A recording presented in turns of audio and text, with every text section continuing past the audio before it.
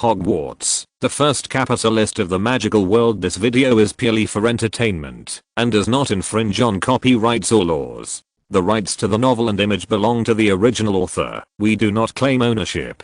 Don't like waiting and want to listen to this fanfic in full now? Subscribe to our Patreon, where you'll find the best fanfics. Chapter 151 Funeral. June 6, 14 p.m. A light rain at noon soothed the violent sun, covering the sky with a grey curtain and bringing a cool breeze. As the dull bells rang from the tower, the students, led by their professors, marched in neat formations across the corridors and squares. We came to the back of a small hill next to the Forbidden Forest. This place has always been rated by students as the most beautiful place in Hogwarts. The quiet and gentle Black Lake is right next to us, and the breeze blowing from the lake makes this place particularly comfortable all year round. The singing of birds in the Forbidden Forest behind me is like a natural music box, always playing natural and lively music. Young students always like to come here in groups of 3 or 5 for picnics during holidays. Those precocious men and women also like to choose this place as the best dating spot. But today, the atmosphere here is no longer joyful and happy, but only sad and solemn. 2 days after the Battle of the Forbidden Forest, Hogwarts held a funeral for the two Aurors who died. Thank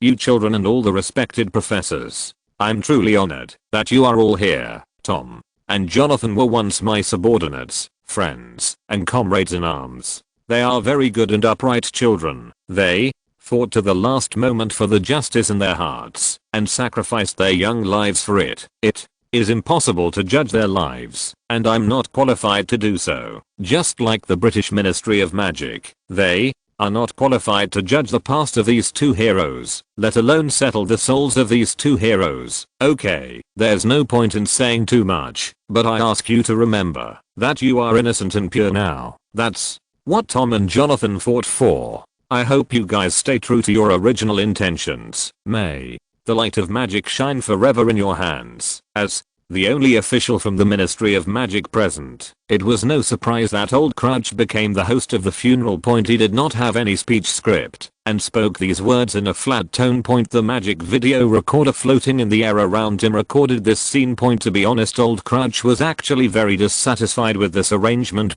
He didn't want to use the two children to gain any benefits, no matter what form. But he was finally persuaded by Karl. After all, the other party is right. Heroes should never be covered up, and sometimes moderate publicity is very necessary. Because every time a giant falls, there are always a few flies buzzing around. What is needed at this time is a hurricane of truth to blow away all the garbage. After old Crouch finished his eulogy, under the magical guidance of Professor McGonagall and Professor Snape, two coffins made of white marble were slowly buried. The funeral should have been held earlier, but because the deaths of the two Aurors were too tragic, it took time to prepare the appearance. Of course, the most important point is the two people's wands. The officials in the Ministry of Magic obviously don't want this matter to become known to everyone.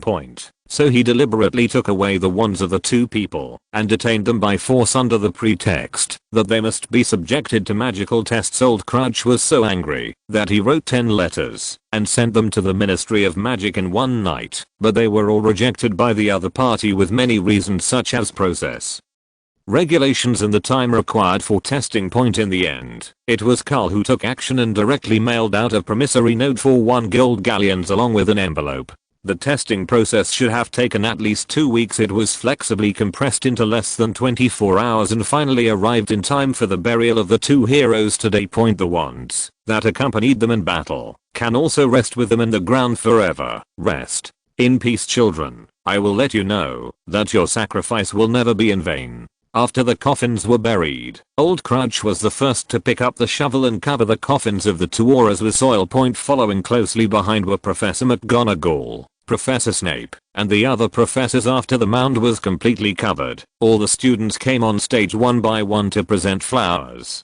Today's students were all wearing uniform black robes. There was not a trace of color on any of them, and in fact most people had never even seen the faces of these two Aurors. They didn't even know what the two men looked like. But whatever the emotion, the Gryffindor students marveled at their bravery. The Slytherin students admired their glory, and the Ravenclaw students acknowledged their wisdom. Hufflepuff students are more about celebrating life. itself. Flowers of different colors covered the space in front of the tombstone. The swaying petals lit up the only color in this black funeral. I don't know if it was the atmosphere or the true feelings, but many teachers and students shed tears. They spontaneously stood in place, raised their wands high, and rays of light of different colors shot into the sky. It was not until 4 o'clock in the afternoon that a dull thunder heralded the arrival of heavy rain, and the crowd slowly retreated like a black tide. At this point, the funeral is over, or perhaps it has just begun. The heavy rain dyed the entire castle a delicate dark color. 2 young men in pure black suits were sheltered by a black umbrella. Walking slowly to the side of the tombstone, Karl stroked the tombstone in front of him, his eyes revealing a kind of confusion in the rain. "Why don't you come to this funeral? You're the one who organized this whole funeral," Cedric, who was standing behind Carol and holding an umbrella, asked with some confusion. Carol just lowered his head, letting the raindrops falling from the edge of the umbrella wet his golden hair. The wet hair blocked his eyes, and it was unclear whether it was blocking his sight or his heart. "I feel guilty." After an unknown amount of time, Carol spoke slowly. Cedric looked at the other person in surprise, and Karl slowly turned his head and looked at Cedric with his signature smile. "What does your expression mean?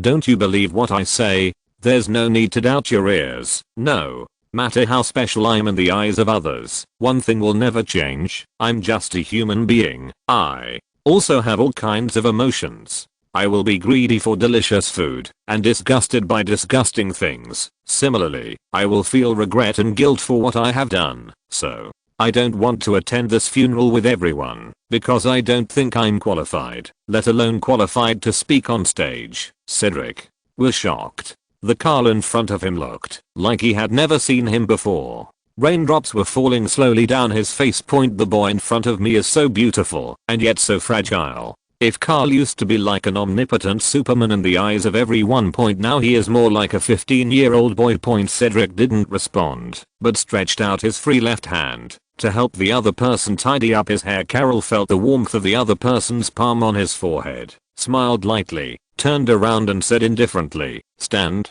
with me for a while, just a little while." "Of course can," Cedric responded calmly. The 2 of them stood in the rain like this until the rain stopped and the 2 figures disappeared. However, on the tombstone carved from a whole piece of black basalt, there was an additional string of Gothic English words, which read, "Two brave souls rest here forever." Chapter 152 Final Exam. As the funeral of the 2 auras ended, the atmosphere in Hogwarts suddenly became tense. This is not because the students were influenced by the British wizarding world or the Ministry of Magic's internal purge. The rumors of Voldemort's imminent return and the video footage of the 2 auras' funeral caused a huge controversy. All of this has nothing to do with the students of Hogwarts, which is why the air pressure in the entire school dropped. It all comes from a terrifying term, final exam. During this last week, students of all grades began to read books like crazy.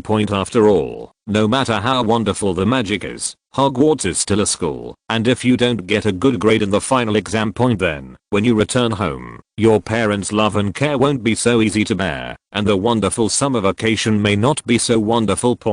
But the craziest ones are the 5th and 7th year students. The 5th year students have an ordinary wizarding level examination waiting for them. For 7th year students, there is only one advanced wizarding level examination, which is crucial and directly related to their employment after graduation. In the final analysis, whether in Muggle society or the magical world, there are always only a few jobs that are leisurely and well paid. For most ordinary young wizards, graduation means unemployment. As the final exam date approaches, many young wizards begin to experience various anxiety symptoms, especially the senior students. Karl once saw a 7th grade little witch at lunch.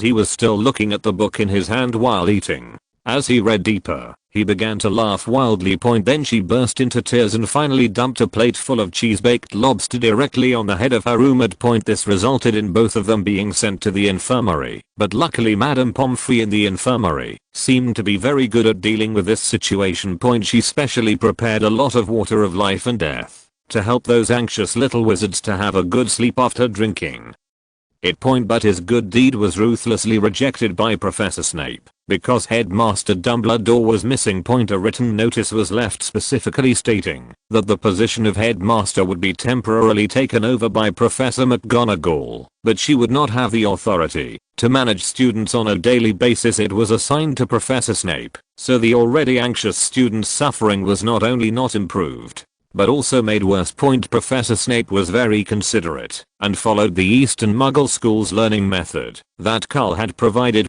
Students with poor academic performance are directly required to attend 2 hours of evening self-study after classes help them to catch up on their studies step by step. As for rest and so-called anxiety, there is no need to worry at all. Those little wizards who dared to show the slightest dissatisfaction deeply understood what Professor Snape said. Now, you know why I'm called the Potions Master. All kinds of unpalatable and disgusting potions tortured these students to death, especially the so-called sleeping potions provided by the other party. It's basically a deep anesthetic. One drop of it will do the job. No matter you're in the classroom or on the bed. You will fall to the ground unconscious on the spot, and after sleeping for 6 hours, you will be forced to turn on again by the magic of the potion. With his eyes open, he was as excited as a kangaroo in heat. Just like that, under Professor Snape's careful care, the final exam finally arrived. First year wizards have to take exams in a total of 7 subjects: transfiguration, charms, potions, defense against the dark arts, herbology, history of magic and astronomy. For history of magic and astronomy, there are only theoretical exams, and one professor is missing. However, before he left, he had left behind a complete set of test papers for grades 1 to 7. And compared to the boring fill-in-the-blank questions before, this time the questions are about the history of magic, which are more inclined to allow young wizards to express themselves freely. Let them make their own understanding and judgment on the magical historical events they have learned.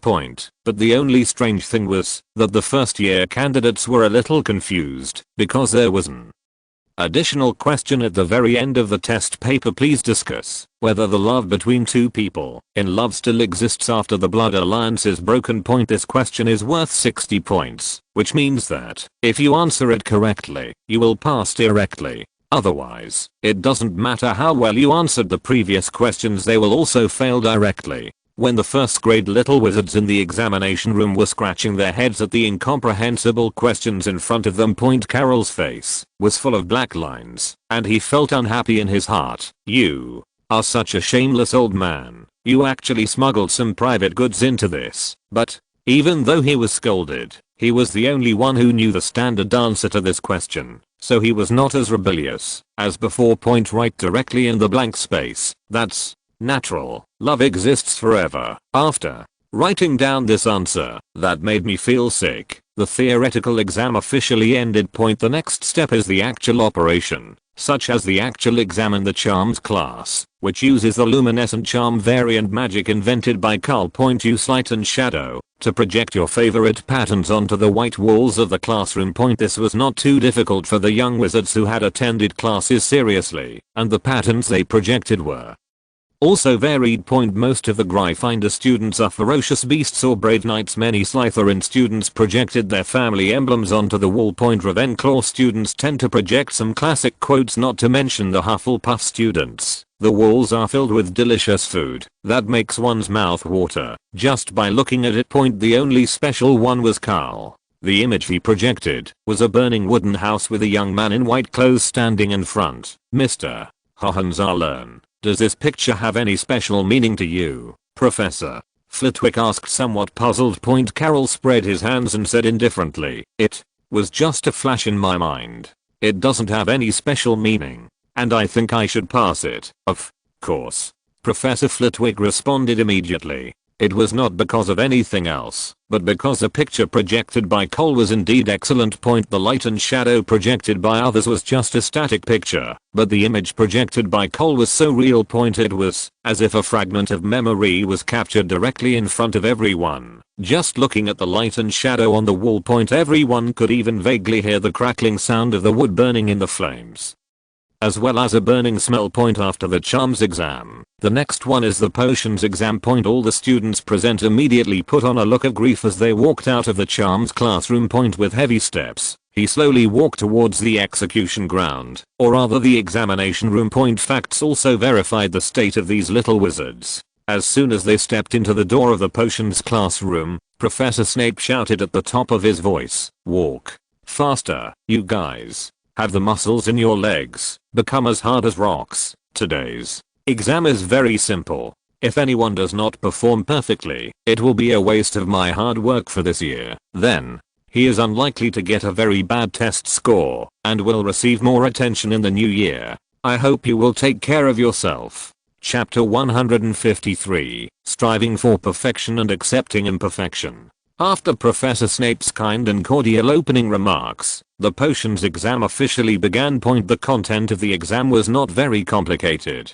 It just required all first year students to brew a potion of forgetfulness. The process of mixing this potion is not dangerous at all, but the steps are rather complicated, and a large number of raw materials are used. Such a simple and clear exam question is indeed in line with Professor Snape's character. Since it was an individual exam, some of the young wizards were busy dealing with various potion raw materials. Some chose to light a fire to heat the crucible. For a while, the whole playground was extremely noisy, and from time to time there were a few of Professor Snape's signature taunts. "Mr. Weasley, you are not suitable to be a wizard. You are more suitable to go to the Muggle world and be a chef or steel worker. You burned the pure copper crucible to the point where it was almost melting. This really opened my eyes. And, Mr. Malfoy, if you look at Potter again, you won't have to take the exam.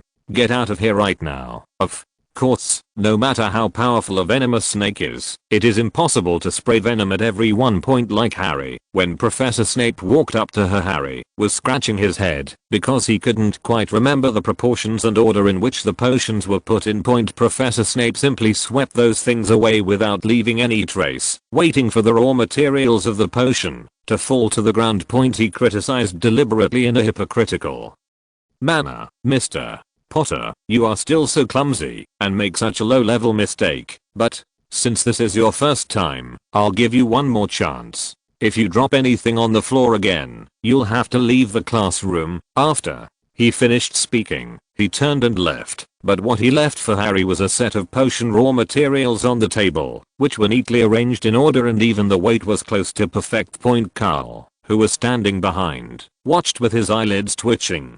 "How shameless of you, Severus Snape, to cheat like that. Is there any law or fairness?" Just when Cole was madly complaining about Professor Snape in his heart, Professor Snape appeared behind Karl like a ghost. He stared at the crucible in front of the other party and mocked in a cold tone, "It seems that even our all-powerful Mr. Hohenzollern has his weaknesses. This potion of yours doesn't look like a magic potion. It's more like stewing pig's trotters for your rheumat.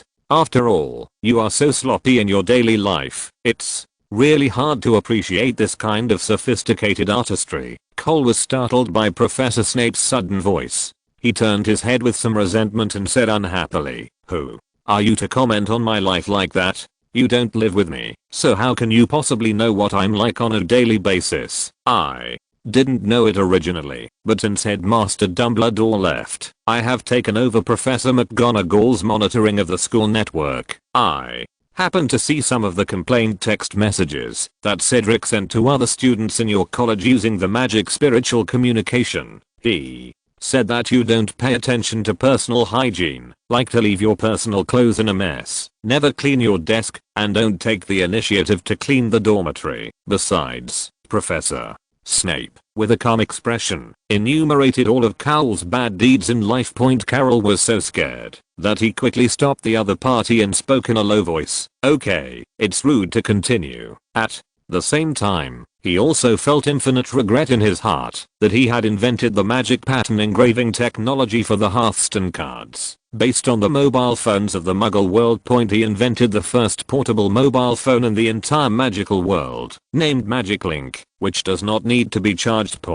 As long as you use magic, you can achieve simple functions such as making calls and sending text messages. The price is very expensive. One unit costs 1999 gold galleons. But even so, it still caused quite a stir in the wizarding world, and many people rushed to buy it, and Hogwarts students were no exception. Some young wizards from muggle-born families, or those wealthy people from Slytherin house. Basically everyone has one, but it's like a game designer in the previous life, who repeatedly tried to teach players how to play games, but in the end he was slapped in the face by the players. As the designer of the mobile terminal, Cole was unable to control these energetic little wizards. This phone can be used to perform various operations, the most typical of which is between lovers, staying up late to send text messages, and talk on the phone. This made Professor McGonagall very dissatisfied, so at the other party's strong request, Karl set up a device similar to a networking terminal at Hogwarts. It can monitor all the magic spiritual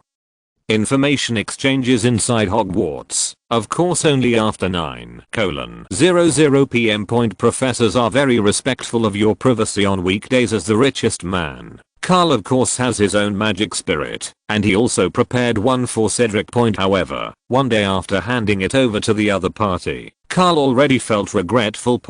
Because this guy would almost always send boring text messages, like reminding him to drink milk on time, or waking him up with a phone call when he was sleeping in during the holidays. Of course, the most common content is still various complaints, such as asking me to put away my clothes and not throw my clothes on his bed. Also, there are routine inquiries almost every day. When will you make me another cake? Karl felt a huge headache when he thought of this, and at the same time he felt a little angry. You are so good, Cedric. You actually dared to secretly text other people to complain about me while I was sleeping. Just wait and see how I will teach you a lesson when I get back, you hypocrite.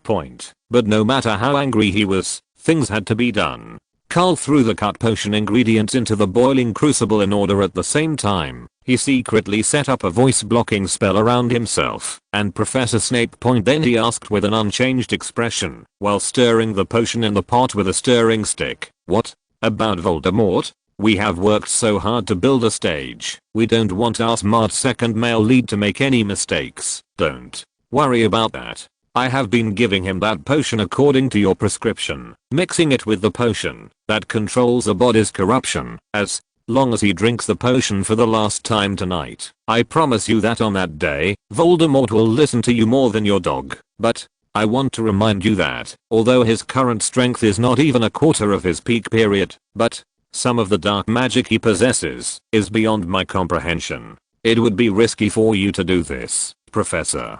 Snape replied calmly. Karl didn't care about the other party's reminder. He shrugged and said, "A great actor is one who can make the most perfect and accurate judgments about all unexpected situations on stage. On the contrary, Professor, are you so sure that your potion dosage can be accurate to that extent?" HMPH. Professor Snape snorted disdainfully and waved his hand to break the voice blocking spell set up by Karl. He turned and strode away, but after he left, there was a set of processed potion raw materials in front of Karl, exactly the same as Harry's. There is also a message written by magic. "In my life, I have always pursued perfection." Karl looked at the sentence and did not touch the raw materials of the potion left by the other party. He just used magic power to write a sentence under the other party's message. That's very unfortunate. I've spent my life trying to accept imperfection. Chapter 154. Holidays after the exam and pastry teaching. Liberated. Countless books were thrown high into the air by the students, and accompanied by a loud shout, the annual final exams at Hogwarts officially came to an end. Under tremendous psychological pressure and a week-long hellish torture from Professor Snape. The students have finally waited for this day. After the exams, and before the results are announced, the students of Hogwarts have a week's vacation. During this week, most students would choose to completely indulge themselves, such as eating delicious food in the cafeteria day and night.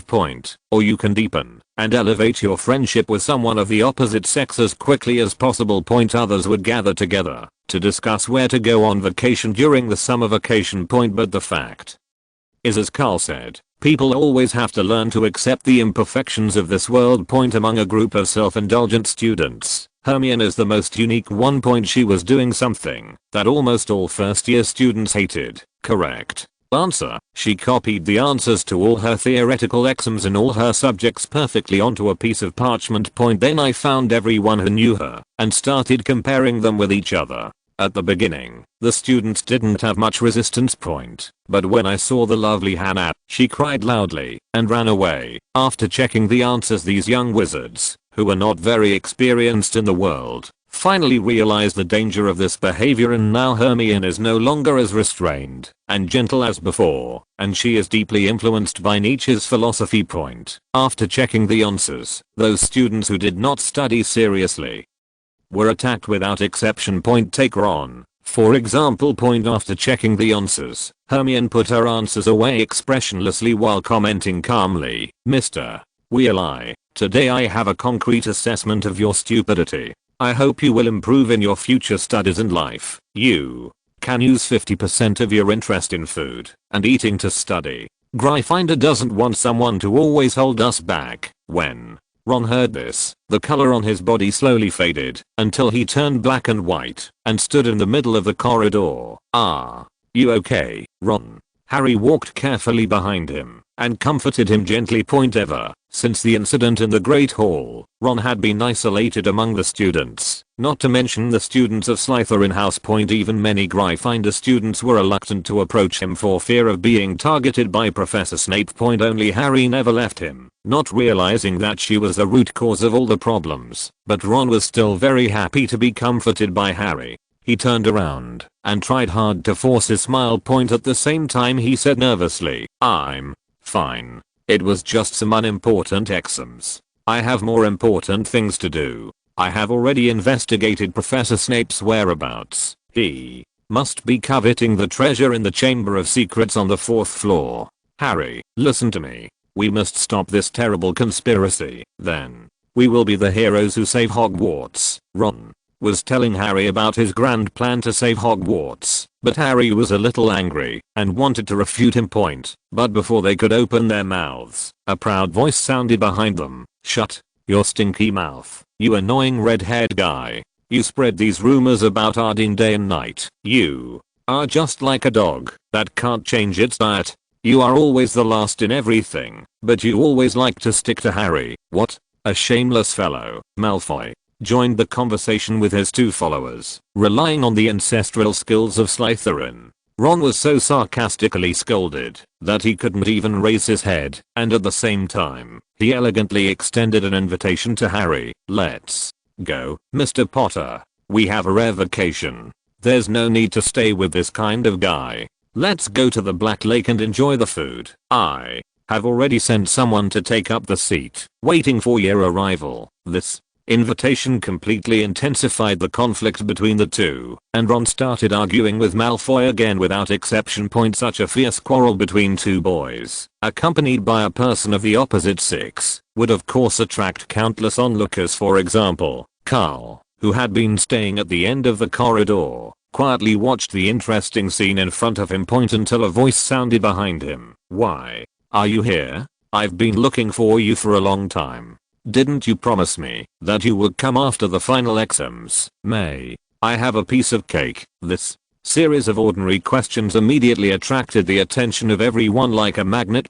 Carlton felt that something was wrong. M was too careless, and he seemed to have forgotten about it. So he looked at Cedric with a strange expression and remained silent for a long time. He suddenly stood up, stretched out a hand, clamped the other person's big head under his armpit, and then dragged him towards the dormitory. He spoke in a low voice while walking. "You are the only one who dares to send text messages to others to complain about my lifestyle. I will teach you a lesson." Cedric, who was locked by a strong man, tried desperately to explain while trying to keep up with Karl. "It's you who don't care about hygiene. What I said is the truth. Why are you so overbearing, you sloppy and disgusting guy?" The two of them walked towards the Hogwarts kitchen in this strange posture, cursing at each other. Coming to the kitchen, Karl released Cedric's restraints and then looked at him with a puzzled look. Pointing at the dough in front of him, he said unhappily, "You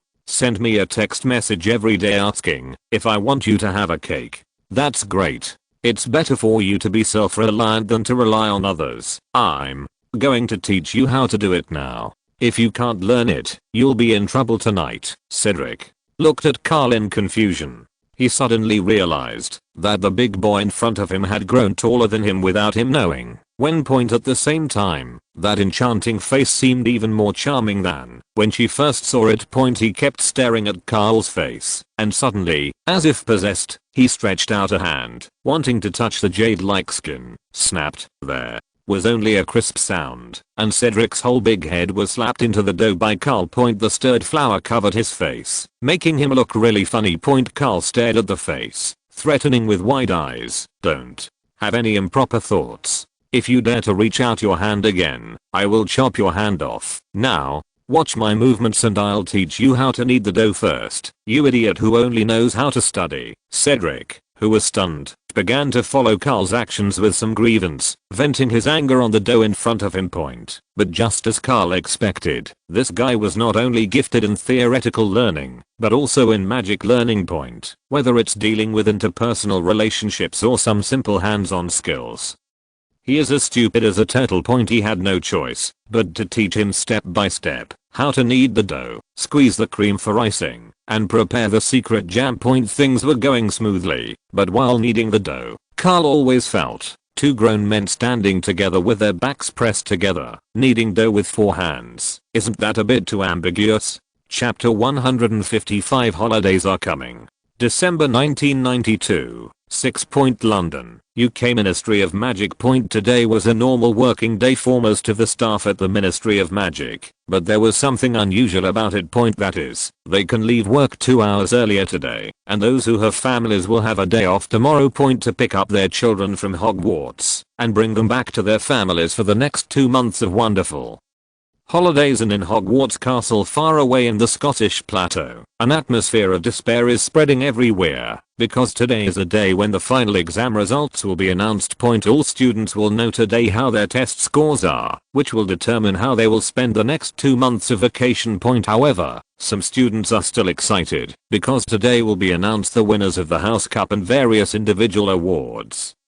Compared to the dry honors in the house in the past. This time the awards are more attractive to students, because in addition to those precious prizes, there are also personalized Hearthstone magic cards, the latest model of flying broom, the most exciting and impactful, and huge bonuses. Just yesterday, the Daily Prophet suddenly published an article on behalf of Hogwarts, clarifying the controversy surrounding Headmaster Dumbledore. Over the past 2 months it was clear that the cooperation between Headmaster Dumbledore and the first savings bank in the wizarding world was only to inject a force into the school's teaching funds, which were almost exhausted. Not even a single gold galleon will enter the principal's personal wallet, and all profits will be included. The Hogwarts Student Special Fund is processed. This article provides a final summary of the various debates in the British wizarding world over the past 2 months regarding Headmaster Dumbledore. All the criticisms disappeared almost in an instant, and the glorious image of Headmaster Dumbledore, who burned the last drop of energy in his life for Hogwarts, was revealed. In a short time, the news spread widely in the streets and alleys of the British wizarding world, making many people who had bravely stood up to defend Headmaster Dumbledore feel proud. For example, Mr. Arthur Weasley. Today he was walking in the corridor of the Ministry of Magic with his face slightly tilted towards the ceiling. The flies that usually buzz around me can only smile and nod awkwardly when they see me. This made Mr. Arthur very happy. He had firmly believed from the beginning that Headmaster Dumbledore did all this. He must have his own unspeakable difficulties and would never be manipulated or used by certain people. He is so smart. How could he be held hostage? Those boring rumors finally disappeared completely yesterday, especially those irresponsible reporters from the Daily Prophet. In order to be different, they fabricated countless disgusting fake news, saying that this was the reason why Headmaster Dumbledore disappeared from Hogwarts. He and his former lover, Grindelwald, are hiding somewhere and continuing that unfinished relationship. Such malicious speculation and slander are really infuriating just thinking about it, and what's even more infuriating are the group of people who are in charge of Hogwarts now. Why was there no mention of this incident in the clarification communique, as if it were the fact It is really confusing. With doubtful, but somewhat brisk steps, Mr. Arthur arrived at the door of the office of the unit where he worked, the Muggle Artifact Misuse Bureau. But before his hand could open the door, a stern voice came from behind him. Mr. Weasley, please come with us. Hearing this, Mr. Arthur's heart skipped a beat, and he turned his head slowly with some difficulty. Sure enough, I saw two stern-looking men wearing long black windbreakers and blue officer caps. With armbands tied on their left arms, they revealed their identities. Special Situation Handling Bureau. This is a special department that was established less than 2 weeks ago, and the process of its establishment can almost be said to be completely illegal. Cornelius Fudge is now at the Ministry of Magic, using the vague powers granted to the Minister of Magic by law as an excuse for widespread division and disloyalty. He forcibly established this department and began a large-scale purge and persecution of those political opponents who had disagreed with him. In just 2 weeks, everyone in the British Ministry of Magic was in danger. But even so, for Mr. Arthur, who was at the grassroots level of the Ministry of Magic, he had never thought that one day, these blue hat demons will knock on the door of their own office. So he followed the two men in front of him, and walked forward with stiff hands and feet, not knowing how many corridors and downhill slopes they had walked through. Eventually, he was brought to a small room in the basement of the Ministry of Magic. There were black walls all around. A high platform stood in front of Mr. Arthur, and he was locked tightly on a small wooden chair. The two men in black stood on both sides of him, and neither of them said a word during the whole process. Mr. Arthur, who was held solitary in a small room, waited for nearly half an hour, during which he kept trying to talk to the two people next to him. He asked quietly, "Do you know why I was brought here?" "I didn't do anything. I'm just an ordinary employee of the Ministry of Magic." "Oh, by the way, what are your two names? I thought we could get reacquainted." "My name is Arthur Weasley. If we can find an afternoon to have a good conversation, you will definitely find that you have arrested the wrong person." Mr. Arthur tried his best to defend himself, but the two people beside him remained silent. Until a familiar voice sounded on the podium. "Mr. Arthur Weasley, regarding what exactly happened between you and that Karl Hohenzollern, he has written to you several times through your son, Percy Weasley, asking about Muggle cars. What exactly are you plotting? Please tell the truth now to avoid unnecessary injustice." Mr. Arthur slowly raised his head and looked up, only to see Cornelius Fudge sitting on a high platform, looking down at him in a luxurious suit. What was unexpected was that when Mr. Arthur saw the Minister of Magic, he did not seem nervous at all. Instead, his whole body was shaking with anger. He asked loudly with his face flushed, "What on earth do you want to do to my children by allowing you to come in and monitor the private communications between me and my son? I will not answer any of your questions here. This is such a shameless violation of privacy. I have the right to remain silent and to file a lawsuit against everyone who was there afterwards. As a wizard who graduated from Gryffindor, Mr. Arthur Weasley has never been a person who lacks courage. Although he is usually seen as a good man by his colleagues or family, that is only because the matter does not touch his bottom line. Once things involve his bottom line, his family and his children, Mr. Weasley will make it clear to the world. The Lion of Gryffindor is never afraid to roar in public. If you're listening to this novel on a channel other than Fanfic World, it means they downloaded and uploaded it without effort. We cordially invite you to visit our channel, Mundo Fanfic Novelos. There you'll find the original version of this story, and you can explore many other novels of various genres. We're waiting for you to immerse yourself in a world of incredible novels. Chapter 156, Brave Roar and Timely Slap. Arthur Weasley's roar shocked everyone present, even Umbridge, the pink toad who served as the clerk.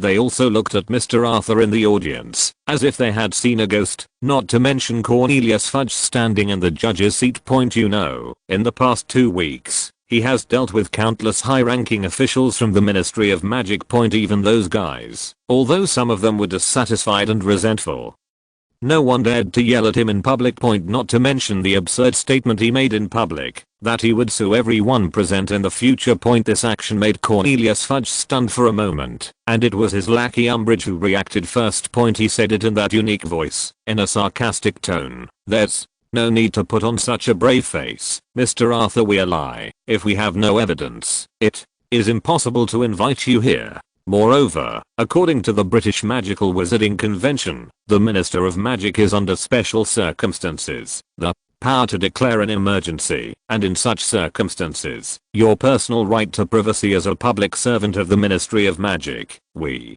are also under supervision. What we did was completely reasonable and legal. Your request for future prosecution is completely nonsense. Mr. Arthur was completely furious. If Cornelius Fudge held the position of Minister for Magic, she is his nominal supreme leader, and he should not speak like that. So every word said by this disgusting woman in front of him matters. It would only make Mr. Arthur more angry, and he retorted without hesitation, very well then, I was wondering if all you just said was on behalf of Mr. Fudge or yourself. If it is on behalf of Mr. Fudge, then very good.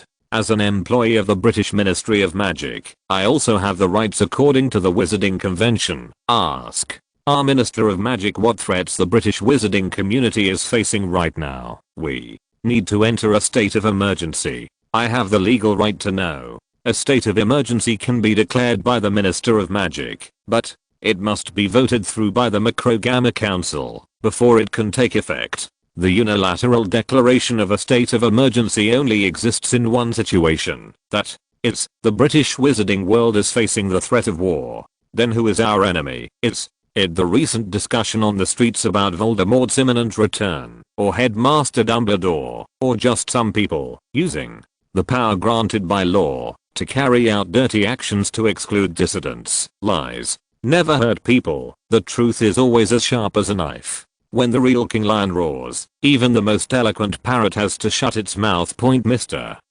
Arthur's roar tore off the fig leaf that Cornelius Fudge had carefully woven, threw it to the ground, and stepped heavily on it. He pointed at Mr. Arthur in the audience with a strange expression, trembling for a long time, but unable to say a word. Mr. Arthur seemed to be completely fearless. It would be too late to regret what he said anyway, so he might as well take advantage of the opportunity to talk to this guy directly today. He just wanted to curse to his heart's content, so he continued to bombard. The bodies of the two auras were never brought back to the Ministry of Magic. In the end, it was the children of Hogwarts who held a funeral for them. Shouldn't we be ashamed of this? And the debate about Headmaster Dumbledore, it was originally just a topic of conversation among some lazy people, but it has developed into a major event that affects the entire British wizarding world. Throughout the entire process, it is hard not to suspect that some powerful people wanted to take this opportunity to undermine the authority of Headmaster Dumbledore, to gain political capital from this, and Voldemort. If those two auras were really killed because of him, then you can declare a state of emergency, Minister, but you should also make all the truth public. Our people have a right to know. That cannot be taken away from them, not as it is now. Mr. Arthur's eyes swept across the faces of everyone present, including the two men in black who had captured him. At the beginning, these people all had a look of gloating or watching a joke on their faces, but now, when this ordinary civil servant, whom they would never even look at on weekdays, looks at them, these guys instinctively wanted to retreat. Mr. Arthur witnessed the cowardly expressions of these people, but he was like the great ancient king whose name he represented. Draw out the sword in the stone, the symbol of the throne, and swing the sword at these shameless people hiding in the darkness. Continue to shout loudly, instead of hiding everything as you are doing now, and then using the power granted to you by the law, instead of following the original obligation of the law to protect and safeguard our people. They abused their power, acted recklessly, and excluded dissidents. Every one of you here should be ashamed of your actions today. Enough. A roar of anger came from the stage, and Cornelius Fudge's face turned red, staring at Mr. Arthur in the audience. If looks could kill, Mr. Arthur would have been cut into pieces by now. He took a deep breath and said without question, Arthur Weasley, for making statements critical of ministry policy and committing serious libel against the Minister of Magic. The facts are clear and the evidence is irrefutable. He will be dismissed from the Ministry of Magic immediately and handed over to the Wizengamot Council for prosecution. You must take responsibility for your actions today. I protest. Mr. Arthur also responded sharply. He was now locked in this small chair, unable to move, but he still tried to raise his hands above his head. Shouted loudly, "You have no right to do this. You cannot fire me without going through any legal process. Moreover, nothing I did violated any law. Why do you baselessly accuse and judge me? This is a violation of my human rights, and I want to file a complaint." Mr. Arthur did not protest verbally, nor was he ambiguous physically, to the two men in black who tried to control him. Although his body was restrained in many ways, he still struggled hard and the situation was somewhat out of control for a while. Seeing this scene, Cornelius Fudge, who was timid at heart, was a little scared for a moment. After all, those who are barefoot are not afraid of those who wear shoes. What if this guy really wants to go to the point of fighting to the death? His own situation would become very passive, so he pretended to be a judge again, and spoke to save his dignity. "You still want to appeal? Everything you just said is blatant slander and defamation. I am declaring a state of emergency simply because we have serious internal problems within the British Ministry of Magic. As for Headmaster Dumbledore, his problems have nothing to do with me. Voldemort is a lie. He is dead and will never come back." As a result, less than a second after he finished speaking, the door of the room was roughly pushed open from the outside. Cornelius Fudge looked at the guy who broke in and was about to get angry, but he saw the guy gasping and shouting loudly, "This is terrible. Minister, Voldemort is leading his men to attack Hogwarts." Chapter 157 Graduation Party and Awards Ceremony. Ministry of Magic Secret Trial. Half an hour ago. In the Great Hall of Hogwarts Castle, Professor McGonagall rapped the table with her knuckles and scolded loudly, "Alright. Quiet down. Today is your last night at Hogwarts. Tomorrow you will have your holiday, so I don't want to see anything unruly happen tonight. If that is not possible, I will write a letter to every parent here during the holidays, telling them in detail what their children are doing at school." As soon as they heard that Professor McGonagall was going to use the big move of telling the parents, the noisy auditorium finally quieted down, and the students from the 4 major colleges stopped wandering around. They all returned to the long table of their own academy, and found a seat to sit down, but most of the young wizards still couldn't help whispering to each other. The sound of whispers continued to echo in the auditorium. Professor McGonagall was also helpless when she saw this. Now the headmaster had run away from home and had not returned yet, and he also kidnapped a professor. The person in the school infirmary is still in autism and doesn't know how to deal with the situation. And as a woman and a cat, her intuition told her that something bad might happen tonight. But even so, Professor McGonagall did not blame the students anymore. After all, this was the last night before the holiday.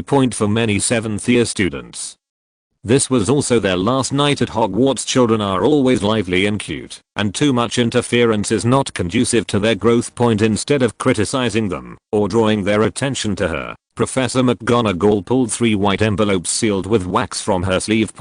While shaking it in his hand, he shouted louder, "Using magic, before we announce the house, we will announce the first batch of awards for the Hogwarts 3 best students, the study star, and the most charming student. So, please be quiet. If you are making noise, I will not announce the 3 awards." And, in accordance with Mr. Hohenzollern's suggestion, the prize money of these 3 students was used to purchase and produce all the so-called summer homework, and then it was sent to each of our homes by owl mail. As soon as he finished speaking, the whole place fell into complete silence, and no student dared to make even a sound.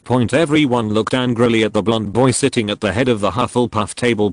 The resentment in his eyes was simply beyond words. Carol spread his hands nonchalantly, his face showing that he didn't care. After all, he had suffered a lot in his previous life. How can I live my life without tearing up these guys' umbrellas? A vacation without summer homework would be incomplete.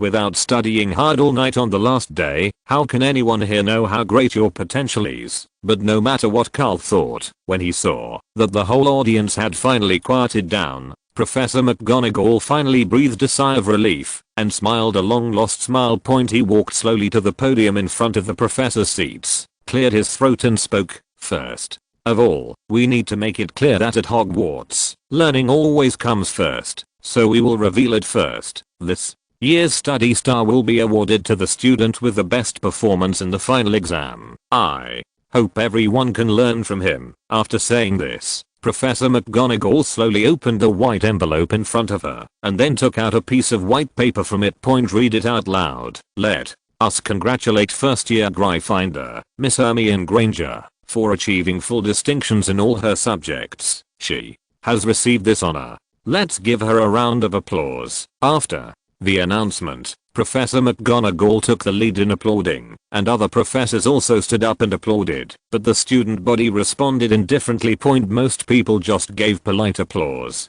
In fact, most students today were more concerned about the winners of these 3 awards, but this is the only award that everyone may be less enthusiastic about, except perhaps for the Ravenclaw Eagle. Most people are not too keen on this award. After all, it is just an exam and just passing is enough. One more point would be a waste. Life is hard enough on a daily basis. Why make it harder on yourself? Students who hold this kind of mentality make up the vast majority of the student body, including Karl. In fact, with the memory palace in his mind, it would have been easy for him to win the award, but unfortunately he traveled through time a few years too late.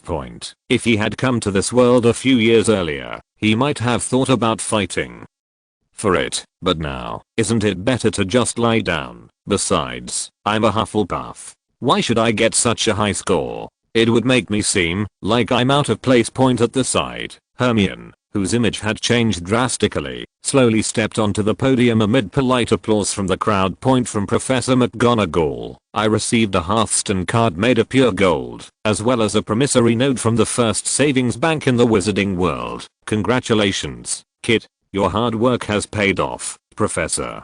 McGonagall looked at Hermione with joy in her eyes, and after blessing her, she gave up the chair to her. Hermione casually put the 2 items in her pocket, stood on the podium with a cold face, and then stared at Karl and spoke. I know that everyone here may not have a particularly favorable impression of what I have done, but what I want to say is that a person should know why he lives, because only in this way can he endure his current life. At the same time, I want to say that any competition for an award is also a competition, and I don't need anyone to give me a break in the process. After saying this, the stern girl bowed slightly to everyone present, then snorted coldly and turned around and returned to her seat. This operation truly opened the eyes of everyone present. For a moment, both students and professors stood there in amazement. In the end, Cole was the first to applaud. Their applause was like a signal, instantly igniting the entire audience. There was thunderous applause, but unlike before, this time the professors only applauded slightly. The student group responded with warm applause. The professors might be a little confused as to why Hermione was different from the good student they had imagined. The students may simply think that this little girl's behavior is so cool. After this little episode, Professor McGonagall walked back to the podium and waved to the students to stop applauding. After the Great Hall returned to silence, Professor McGonagall took out the second envelope and read aloud. Next, we will announce the award for this year's most attractive student. Upon hearing this, the young wizards, both male and female, sat up straight instantly and stared at Professor McGonagall. When this award was first established, Professors Karl and McGonagall intended to create an award similar to a sports award, used to reward students who do not have good academic performance, but have outstanding personal charm and sports activities. At the beginning, professors were allowed to vote, and later the students heard about this award. They immediately demanded that students be allowed to participate in the voting, on the grounds that only with the support of the vast majority of people can the other party's charm be recognized. So this award developed in a very strange direction. Rather than being an award for moral character and charm, it became more like a Hogwarts award. The first campus beauties and campus hunk selection. Karl had seen it with his own eyes. Several senior school sisters with big breasts, accompanied by a group of bootlikers, were frantically canvassing for votes in the corridor, so he was a little curious about who would receive the award. That was when he was still wondering which girl would win this honor. He heard Professor McGonagall on the stage say it in a somewhat surprised tone. Karl Hohenzollern. Chapter 158. Who did you vote for?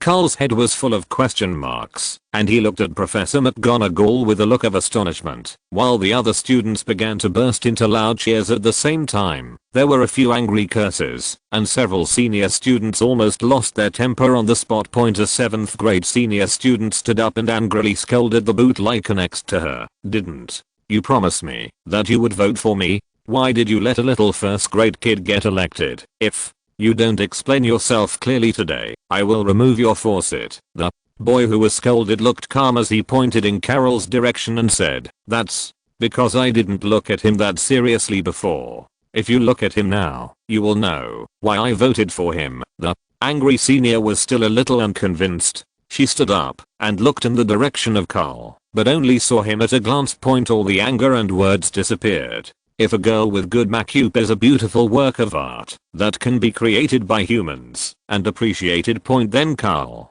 who was sitting there in a daze, was the flowers in spring, the breeze in summer, the fallen leaves in autumn, and the snow in winter. There is no need for any movement or expression. Just standing there blankly is already the most beautiful scenery in the world. Cole was still in a daze. He didn't feel any joy about winning the award, but instead felt a little scared.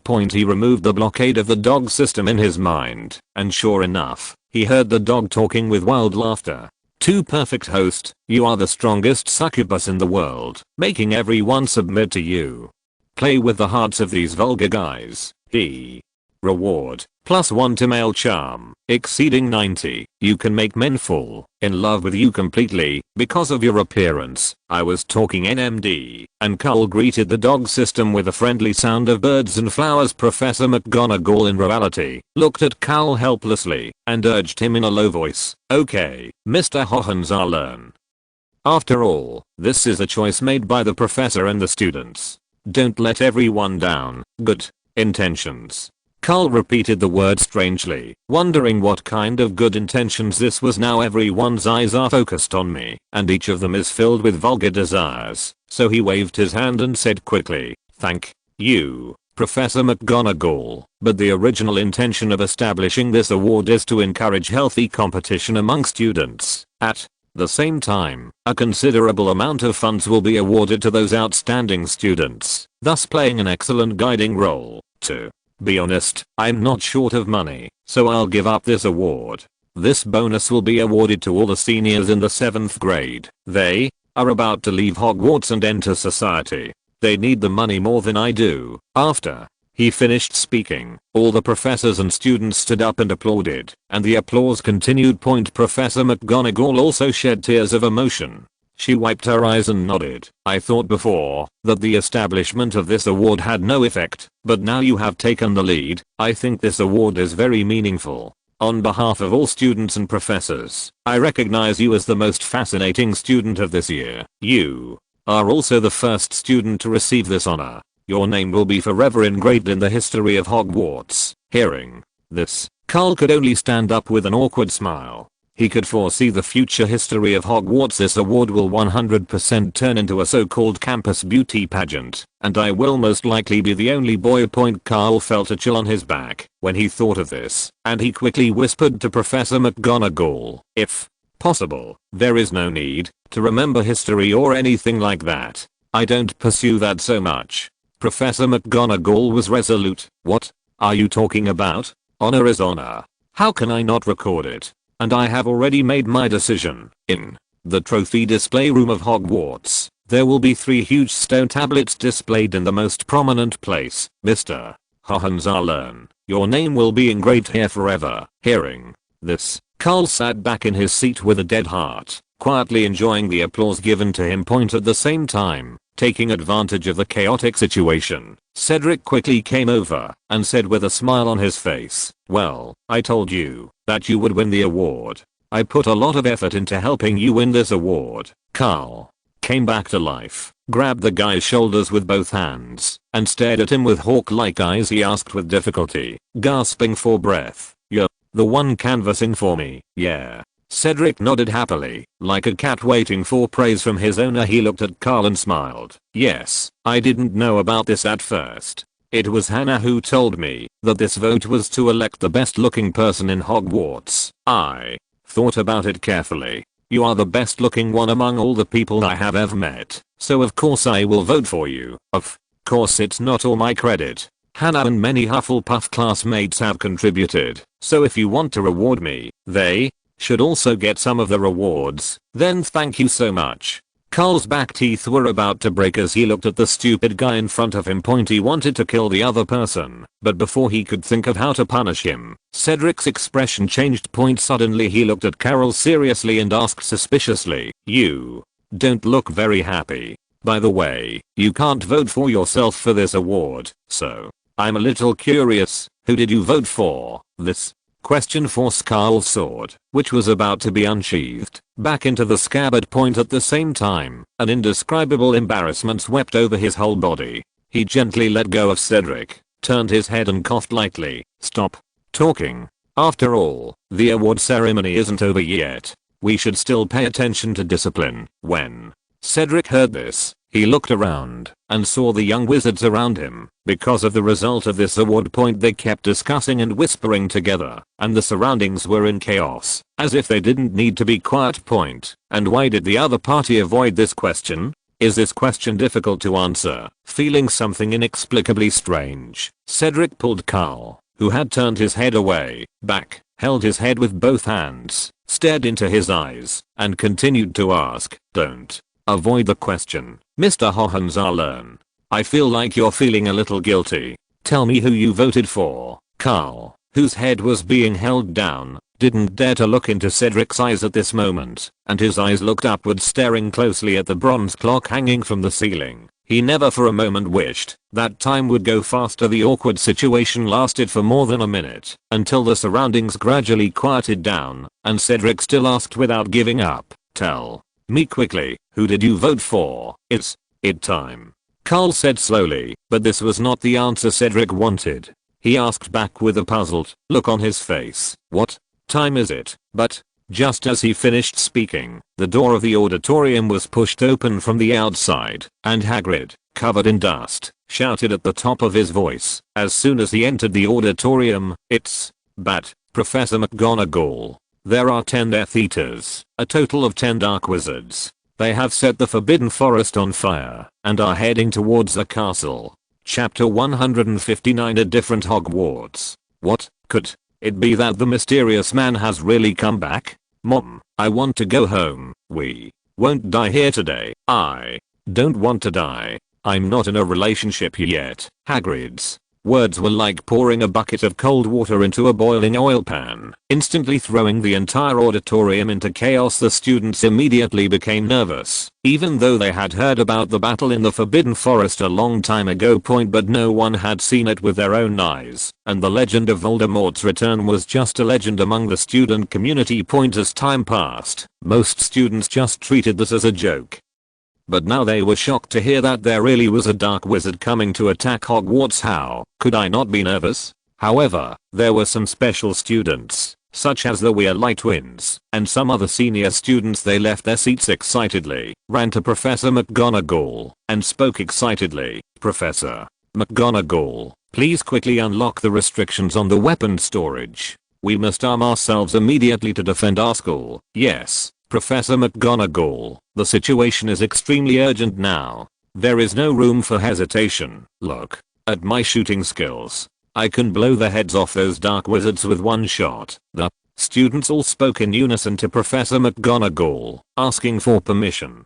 Most of them were students who had participated in the Forbidden Forest search and rescue operation. Or students who have heard the story of that night, seeing such cool equipment worn by their classmates. Moreover, only 3 or 4 people can kill the 8-eyed spider with a danger level of 5x with the weapons in their hands. George and Fred, who had heard their brother bragging, were the most active pair at this time. However, Professor McGonagall was a little dazed at the moment. Looking at the chaotic auditorium in front of her, she didn't know what to do for a moment. Just as the situation was becoming increasingly chaotic and out of control, a burst of gunfire was heard, and the chaotic auditorium suddenly became quiet.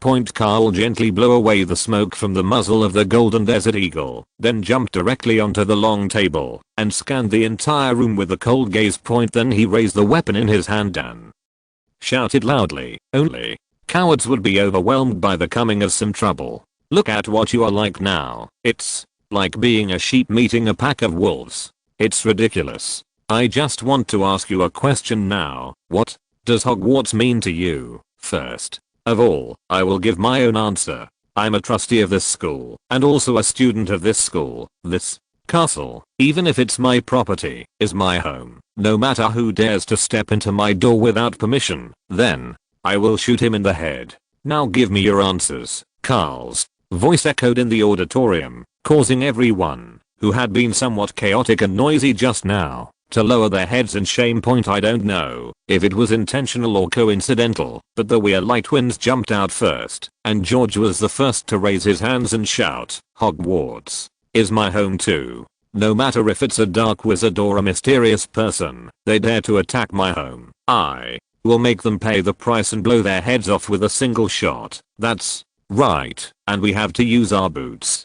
to kick their asses hard. Fred echoed the sentiment. The two brothers sang in unison, instantly igniting the emotions of the entire audience, and the boys rushed out one after another and shouted loudly, kill them, blow their heads off, for daring to attack Hogwarts Castle with just a bunch of rubbish. The sound waves were getting louder and louder.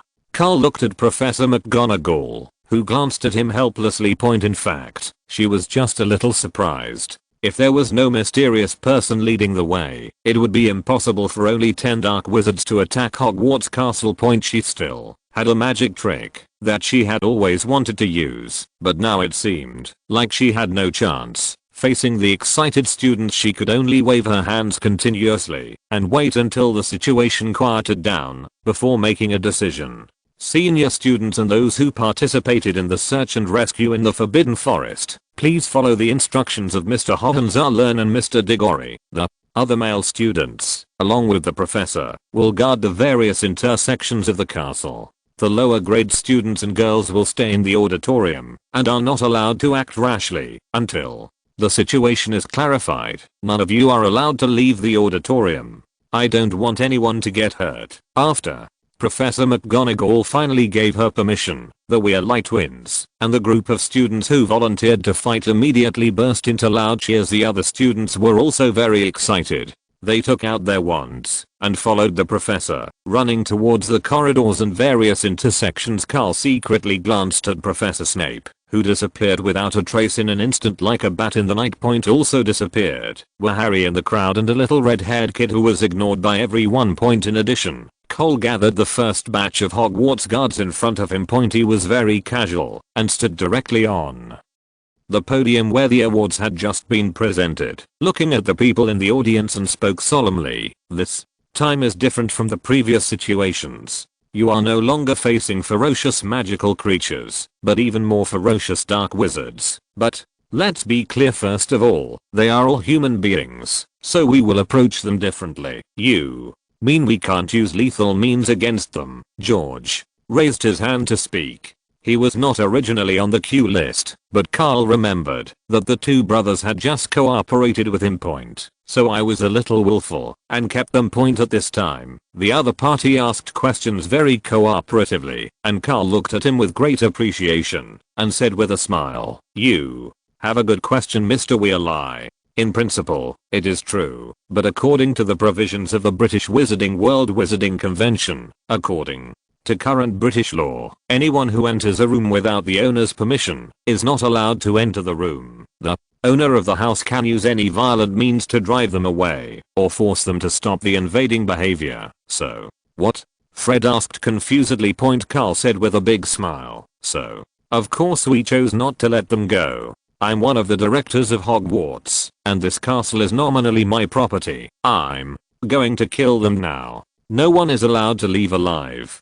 Today we won't use magic bullets. We'll use real bullets instead. Have fun, my dear classmates, and don't feel any psychological burden. They all deserve to die." After the speech, Karl snapped his fingers lightly as everyone stared at him in astonishment. Hagrid and Cedric, who were standing by, brought the magic suitcase that they had prepared long ago to the crowd. Then the magic seal was released, and two leather walls rose from the ground in an instant, with countless deadly new weapons hanging beneath the walls. There are AK-47, R-15, German G36, HK416, and all the famous guns in the world are available. No boy could resist this wall, whether he was a wizard or an ordinary person, and almost no one gave the order. The students spontaneously picked out weapons they liked from the wall and put on special protective clothing. They immediately ran to the battlefield happily, and Cole watched them leave at the same time. He stretched out his hand to hold down Hagrid's big hand, and smiled as he took out a hidden weapon from the gun cabinet beside him. He took out two specially customized enlarged barrel XM109s, and handed them to Hagrid. A 25mm caliber, specially customized bullet with double the charge, can knock down an adult African elephant with one shot. Go. Kill those who dare to burn the Forbidden Forest. Remember to aim and hit them to death. Chapter 160. I'm not your property. Hagrid stroked the thick, black barrel of the gun as gently as if he were stroking his own child. This simple and kind-hearted half-giant had long hated those dark wizards who did evil things in the Forbidden Forest and slaughtered unicorns indiscriminately. He had no other options before, as Headmaster Dumbledore had always prevented him from doing anything excessive. Now that Headmaster Dumbledore is missing and Karl has given him such a good weapon, he must avenge those cute magical animals that died. So he put on the bullet backpack that Karl had specially made for him and inserted the bullet chain into the weapon in front of him. Under Karl's teaching, he quickly mastered the weapon. Karl even pointed to the switch on the bolt and said considerately, "Oh. And here, when this paddle is moved up, it is in semi-automatic mode, and when it is moved down, it can be changed to full automatic mode, but the full automatic mode is too brutal. Although the death of those dark wizards is not a pity, I don't recommend using it." "Don't worry, Mr. Hohenzollern.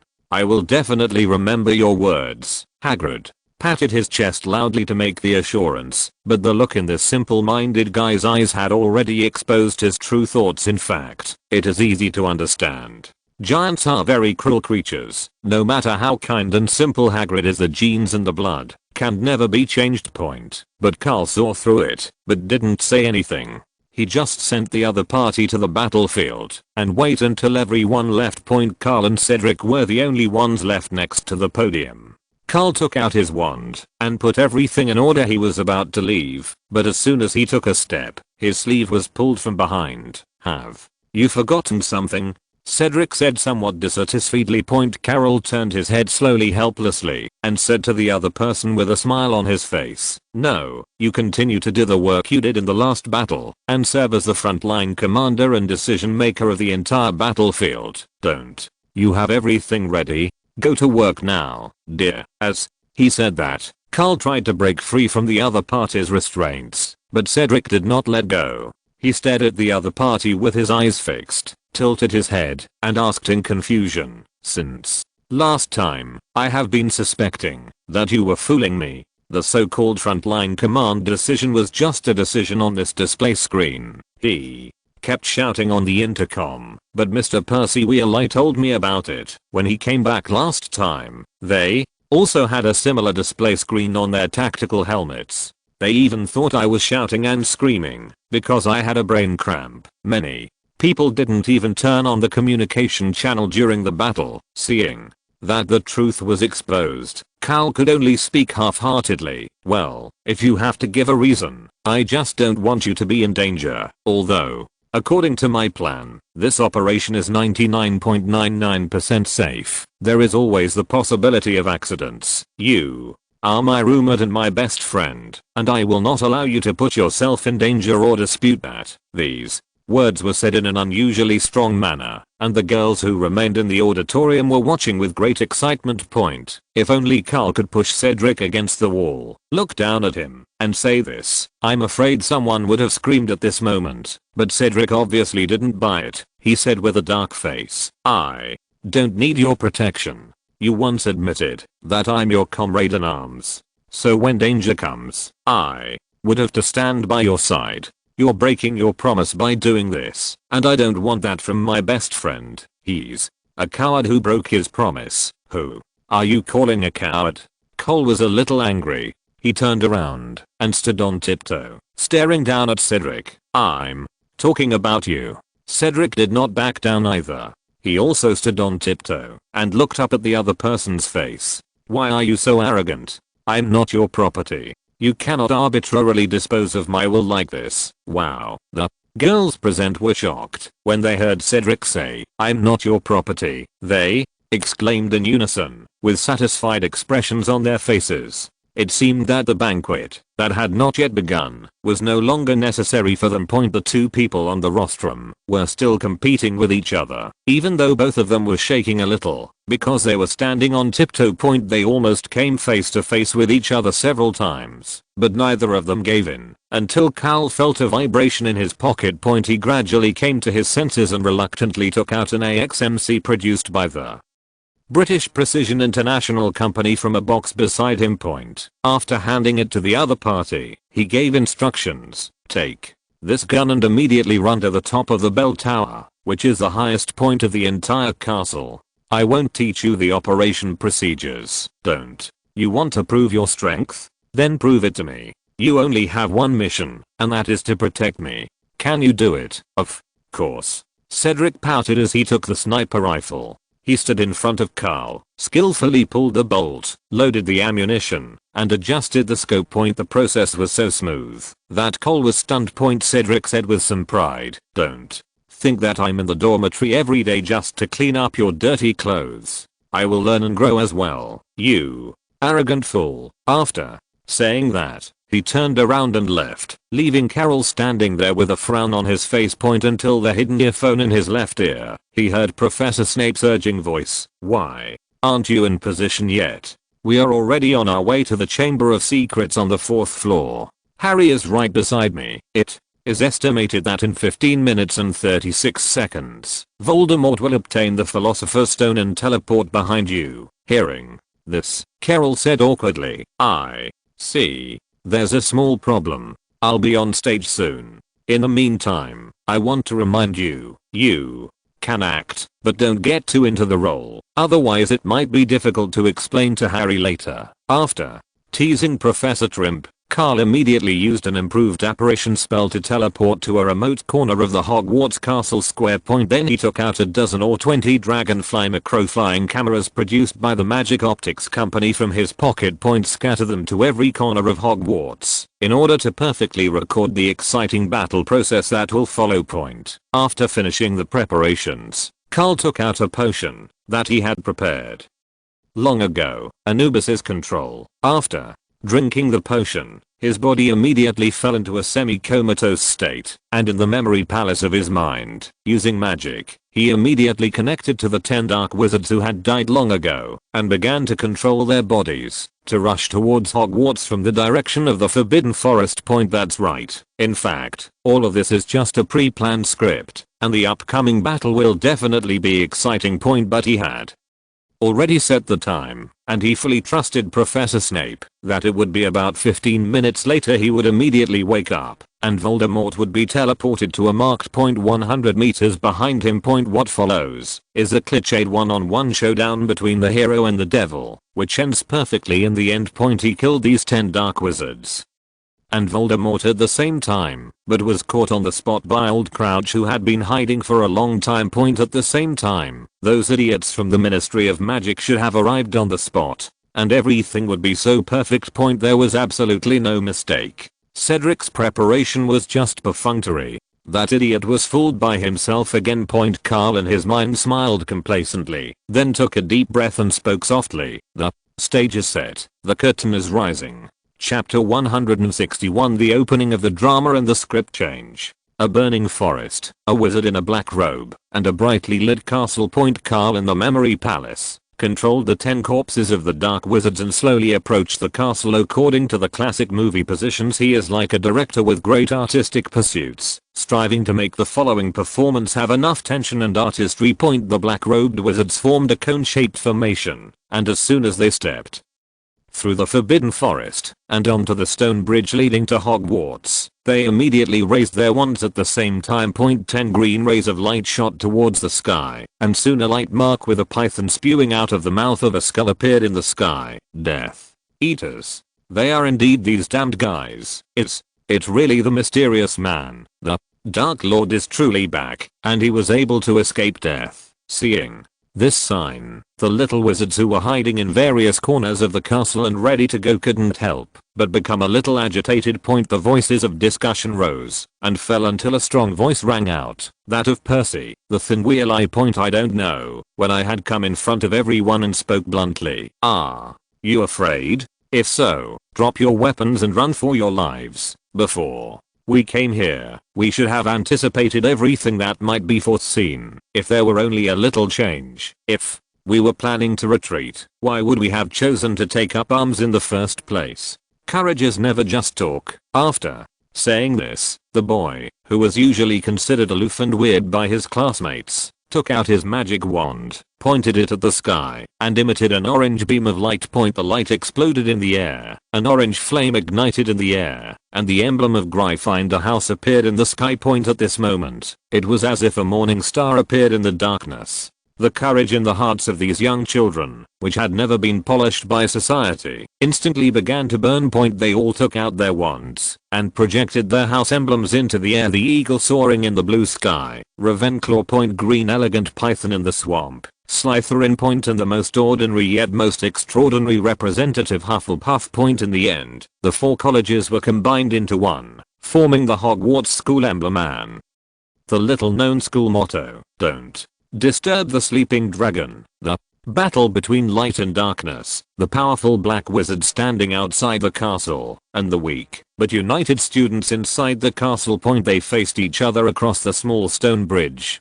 Karl in the memory palace was watching the scene before him. It is already foreseeable that this film will be released to the public at the appropriate time. What impact will it have on the entire British wizarding world and even the global wizarding world? However, he also understands very well that in today's impetuous world, a good work is more artistic. It can only be regarded as the director's own self-indulgence. There must be enough visual impact in the picture to attract more people's attention. At this time, guns and magic are needed to speak. So the evil dark wizards began to attack Hogwarts. They took out their wands and aimed at the castle in front of them. Shouted directly, "Reducto is crushed to pieces." 10 sharp red rays of light flew towards the gate of Hogwarts School, and they were responded by the sound of gunfire. Seeing the other side launching an attack, the students who had been a little timid before immediately pulled the trigger in their hands. Countless bullets shot out from the gun barrels, turning into colorful rays of light, weaving a large net in the open space in front of the castle.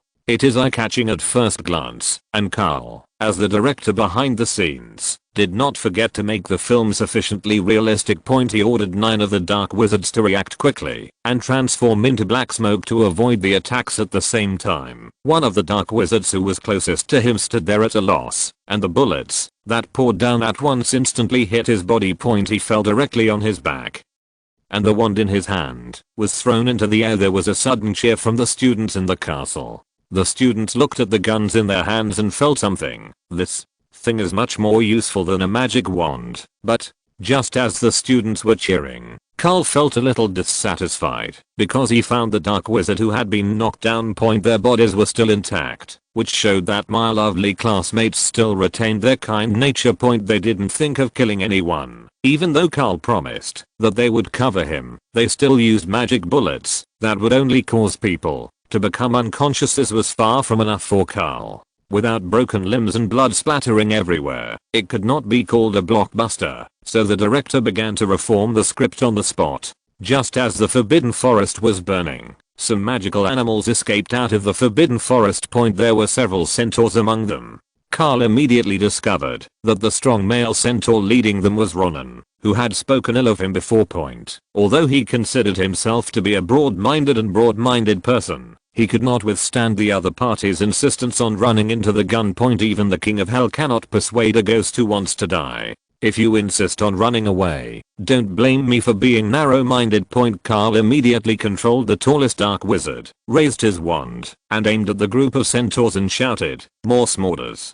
Skeleton reappears. The black magic light turned into a raging fire, burning the group of centaurs to ashes, leaving not even a bone residue. The evil magic eventually transferred their life force to the fallen dark wizard. The dark wizard also stood up again in an instant. Seeing this, there was a sound of everyone swallowing their saliva in the castle. The young wizards had never seen such black magic before, and everyone was stunned by this scene. Only one person rushed out, Hagrid, holding his two modified fully automatic anti-material rifles while firing wildly. He shouted with a ferocious look on his face, "You bunch of damn dark wizards, you are not allowed to hurt those poor guys again. Look at me. I'm going to shoot you sons of bitches to death." After saying that, like an iron-blooded Rambo, he held two heavy anti-material sniper rifles and started shooting at these dark wizards. Huge bullet shells emitting white smoke fell at his feet, making a series of crisp clinking sounds, and his attack was also very effective.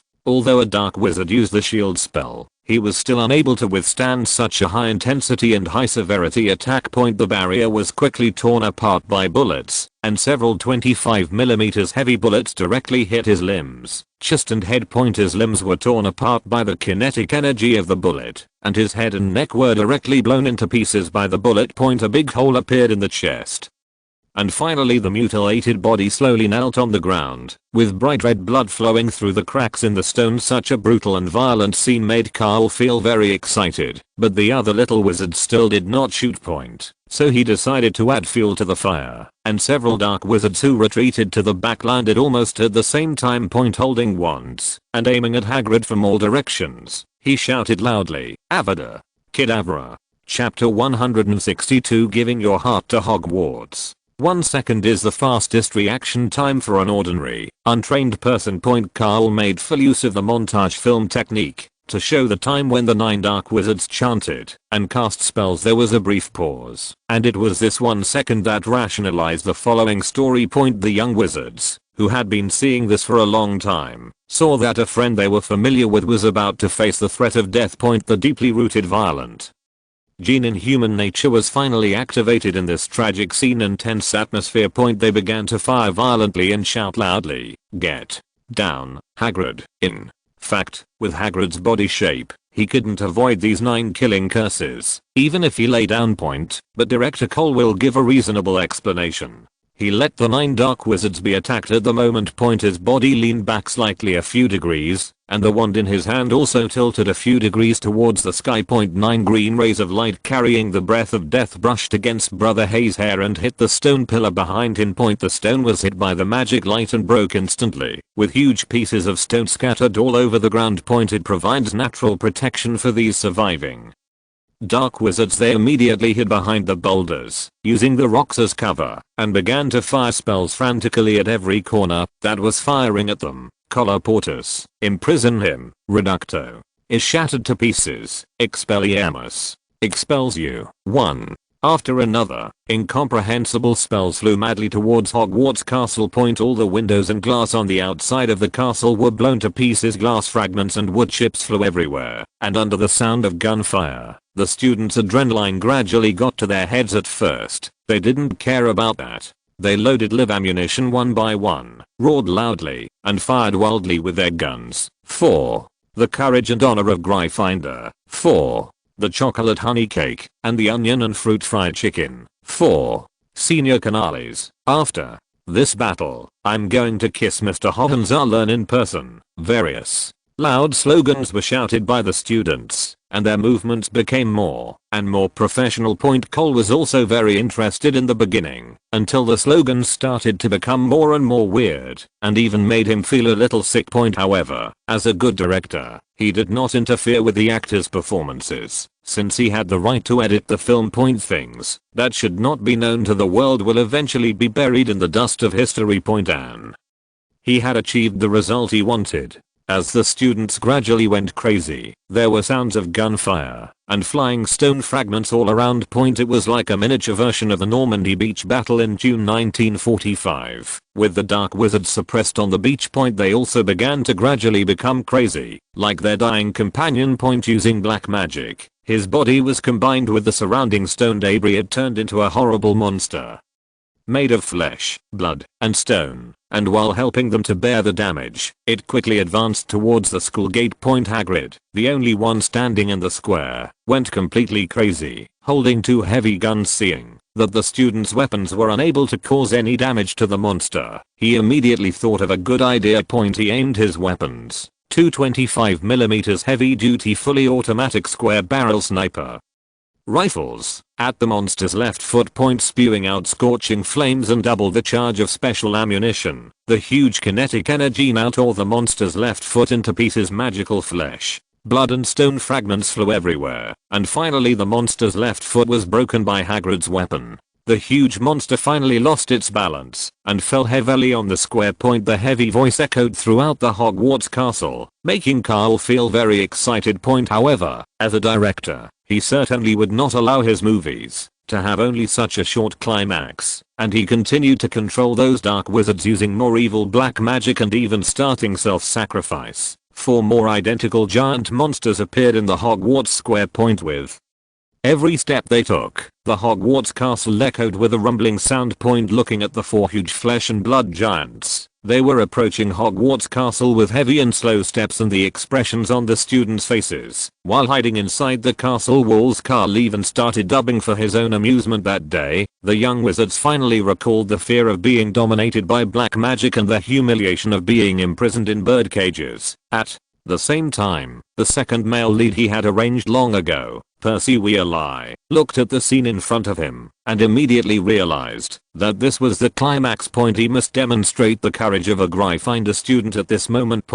So he stood in front of the broken glass window on the outer wall, looking at the students around him with despair on their faces. He clenched his right fist and placed it on his left chest, shouting with a ferocious look on his face, "Cheer up, my classmates. As long as we haven't given up the fight, we haven't lost yet. As long as we are still here, Hogwarts will still exist. Even if our fate today is extremely cruel, Hogwarts is still worth protecting by all of us. Come on, classmates.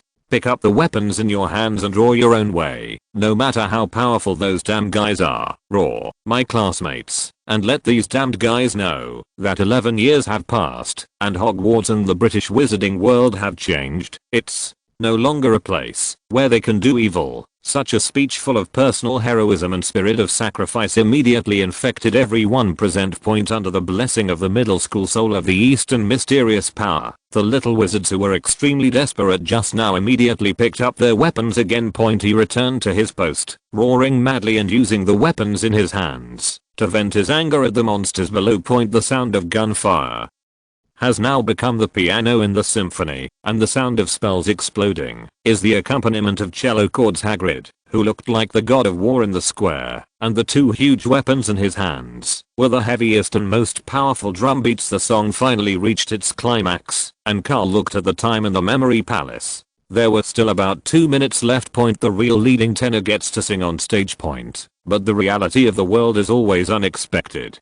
No matter how perfect the script is, it is impossible to be truly flawless. Karl's real body is still in a coma, but it seems that he will never have the chance to go on stage again. Time stopped at the last minute, and with a burst of white light, the villain number 1 who was supposed to appear last appeared. Voldemort, holding the Philosopher's Stone in his hand, and with half of his head, as if chopped off by a sword, suddenly appeared behind Karl and roared through gritted teeth, "Severus, you will pay for your betrayal." At the same time, he quickly spotted Karl's figure. Without a moment's hesitation, he raised the wand in his hand, aimed at the boy's back and shouted, "Avada Kedavra." If you're listening to this novel on a channel other than Fanfic World, it means they downloaded and uploaded it without effort. We cordially invite you to visit our channel, Mundo Fanfic Novelos. There you'll find the original version of this story, and you can explore many other novels of various genres. We're waiting for you to immerse yourself in a world of incredible novels.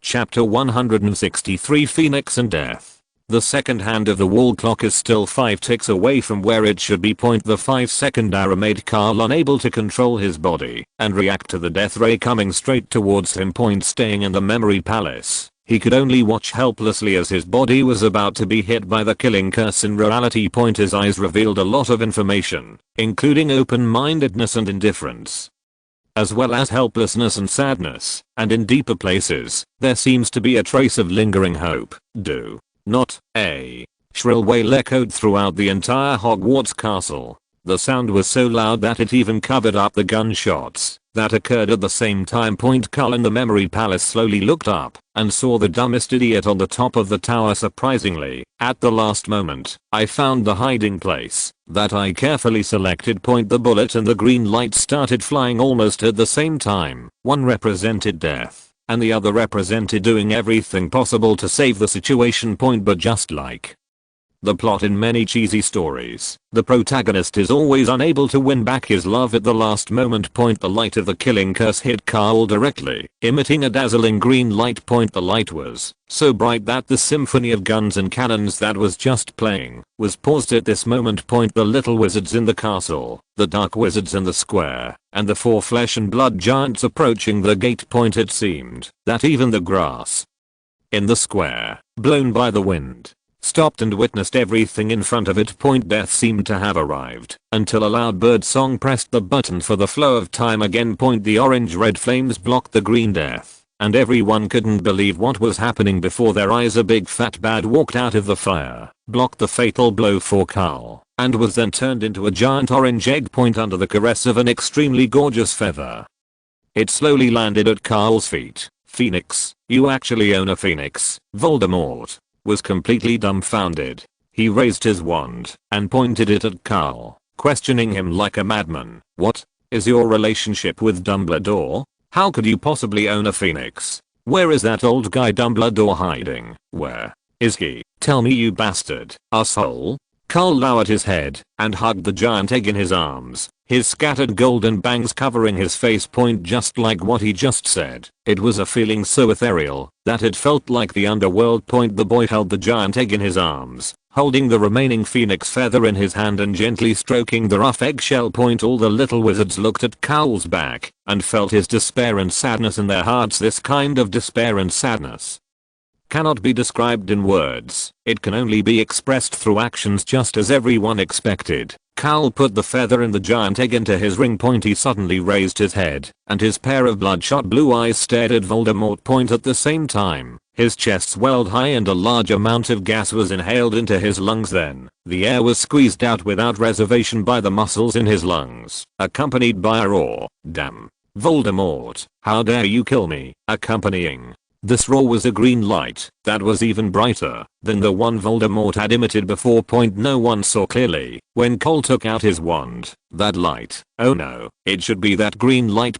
He went straight to Voldemort's face, as well as the dark wizards in the square and the 4 flesh giants. A strange red cross mark appeared, and the green light looked like a giant green python. Directly devoured Voldemort in front of him. Yes, in the minds of all the little wizards, the only adjective that could come to mind was devour. The ray of light completely covered Voldemort's entire body, and after penetrating his body, it immediately began to branch out and attack the marked targets. The little wizards covered their eyes with their hands. The green light in front of them was so bright, even more dazzling than the midday sun. Cole was holding the black dragon spine wand in his hand, and seemed to be enjoying the spell as well. The cracks in the spine of the wand in his hand began to crack and glow. Strange blue lights appeared on the wand and began to extend on the wand. It finally reached an astonishing 50 centimeters, but Karl didn't care about this change. At the moment, he was still immersed in the imagination he had outlined. He knew very well that the destructive power of Avada Kedavra depended entirely on the malice in the caster's heart at the moment. If an innocent child casts this kind of spell, the most he can do is cause the other person to bleed from the nose. Facing the Grandmaster level Avada Kedavra enthusiast Voldemort, he did not intend to give the other party any chance at this moment. Therefore, his actions just now were not meaningless. He was just starting to outline in the memory palace. He wanted to use the memory, even though Voldemort killed his phoenix, but this did not make Karl want to kill Voldemort. He needed to be more desperate, to have someone more disgusting as a target, even if it was just a figment of his imagination. Fortunately, in my previous life, there was never a shortage of such disgusting and helpless people. He only needs to recall those leaders, colleagues, and relatives who spoke ill of him in his previous life. The surging malice was like a flood that broke through a dam and was out of control.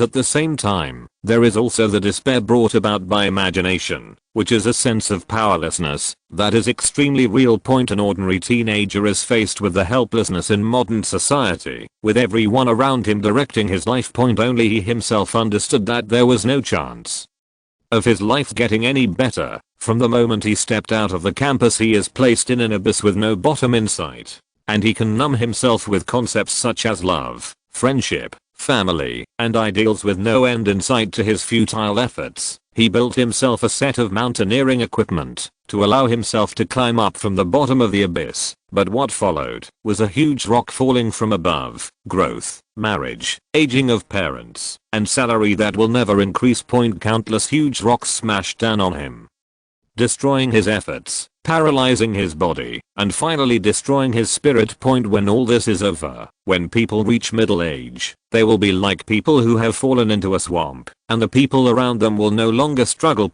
You also begin to give up trying, and eventually watch part of your life sink to the bottom of the swamp. At the moment of death, the body that had been falling in the abyss finally fell heavily to the bottom of the abyss. That feeling of despair that can't be shaken off, no matter what, is a negative energy that no wizard with magic can feel. Karl stared at Voldemort in front of him and suddenly roared loudly, "Don't underestimate the resentment of workers, you idiot." After roaring loudly, the resentment was enough to kill 10 evil sword immortals on the spot. The green python began to wrap around and swallow, accompanied by a huge explosion. A cloud of black snow began to float in the sky above Hogwarts. Karl stood in the corner with his head down and remained silent, holding a wand. Amid the flying black snow, a red beam of light hit the wand in his hand, sending the strange wand flying several meters away. Old Crouch walked over with his wand raised and looked at Cole with a serious expression. "Mr. Hohenzollern, you are under arrest."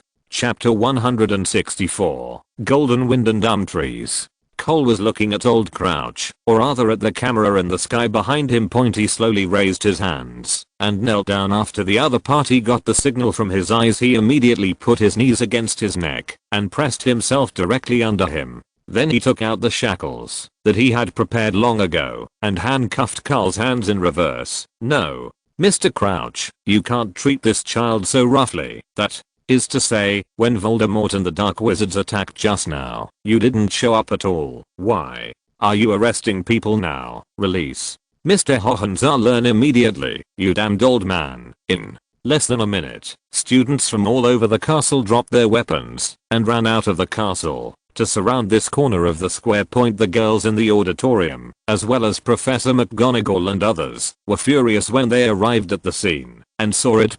Karl's handsome face was pressed to the ground of the square by the opponent's knee. Dust fell on the white skin and the long golden hair was scattered randomly, giving people a direct sense of brokenness. There is no need for verbal explanation, nor is there any need to understand the cause and effect. Just see the scene in front of you. Just analyzing the picture, everyone without exception started to blame Old Crouch. Under the pressure of the powerful, it is impossible to breathe the air of freedom. Karl, who was pinned to the ground, listened to the angry rebukes from the people around him, his eyes full of pride. This is exactly the effect he wanted. No story can make people more angry than a hero who was wrongly accused. And he doesn't care what people around him say at this moment. He also wants to enjoy his moment of victory in the MVP settlement screen. He unlocked the shield against the dog system in his mind and listened to the annoying voice ringing in his mind. It was a perfect frame up. All the blame was turned into ashes forever, along with Voldemort and those corpses. How can such a shameless and successful frame up deserve a generous reward? Congratulations to the host for successfully killing the remaining soul of the previous Dark Lord and obtaining the achievement Terminator of the Dark Lord. Reward: God level Avada Kedavra usage skills. Since the host has already obtained this skill, the rewards will be superimposed. Host: Karl Hohenzollern magic power. 2. A hidden little devil. Spell: Avada Kedavra demon lord level usage level x3. Develop it well. Now your Avada Kedavra is different from others. You can do a lot of tricks with it, such as treating bifurcated urine, defense against the dark arts, beginner. No, a real demon king doesn't need defense, dark magic, the gals appear, death sacrifice, Finally you got it, you bastard. Hurry up and learn 2 dark magic spells. What kind of dark lord are you? Transfiguration, not important potion. Anubis' control. I give rewards. 4 things that are useful. Charm towards women. 95 points. Very handsome, but seems to be rarely used. Male charm. 90 points. You can make men fall in love with you just by looking at your face. Go and play with those guys' hearts. God level abilities. Memory palace. God level performance skills. God level arm mastery overall evaluation. We have finally done something that is in line with the villain's big move, and we deserve praise for keeping up the hard work. Let's turn Hogwarts upside down. Remaining points. 2,179,000. There are still 47 points, so the status cannot be determined. Please solve this problem as soon as possible. Who are we? We are villains, robbers, and gangsters. How dare they covet our money? Kill them. Finally, a reminder that the magic stone can be exchanged for a large number of points. Please check it carefully. I hope you can break through 300 million points soon. Let the whole world start to feel your pressure. Go ahead, my dear dog host. After listening to this string of machine gun-like words, Karl, in a good mood, simply blocked out the nonsense that the dog system wanted to say next point, but he did not let the other party experience why he was called Zuan's greatest pianist in his previous life. At the same time, he secretly used wandless casting and used the levitation spell to grab the philosopher's stone that fell in the corner into his own hands. Finally, while no one was paying attention, he put the magic stone into his magic ring. After completing this series of actions, Karl calculated the time and guessed that those idiots from the Ministry of Magic should be arriving soon.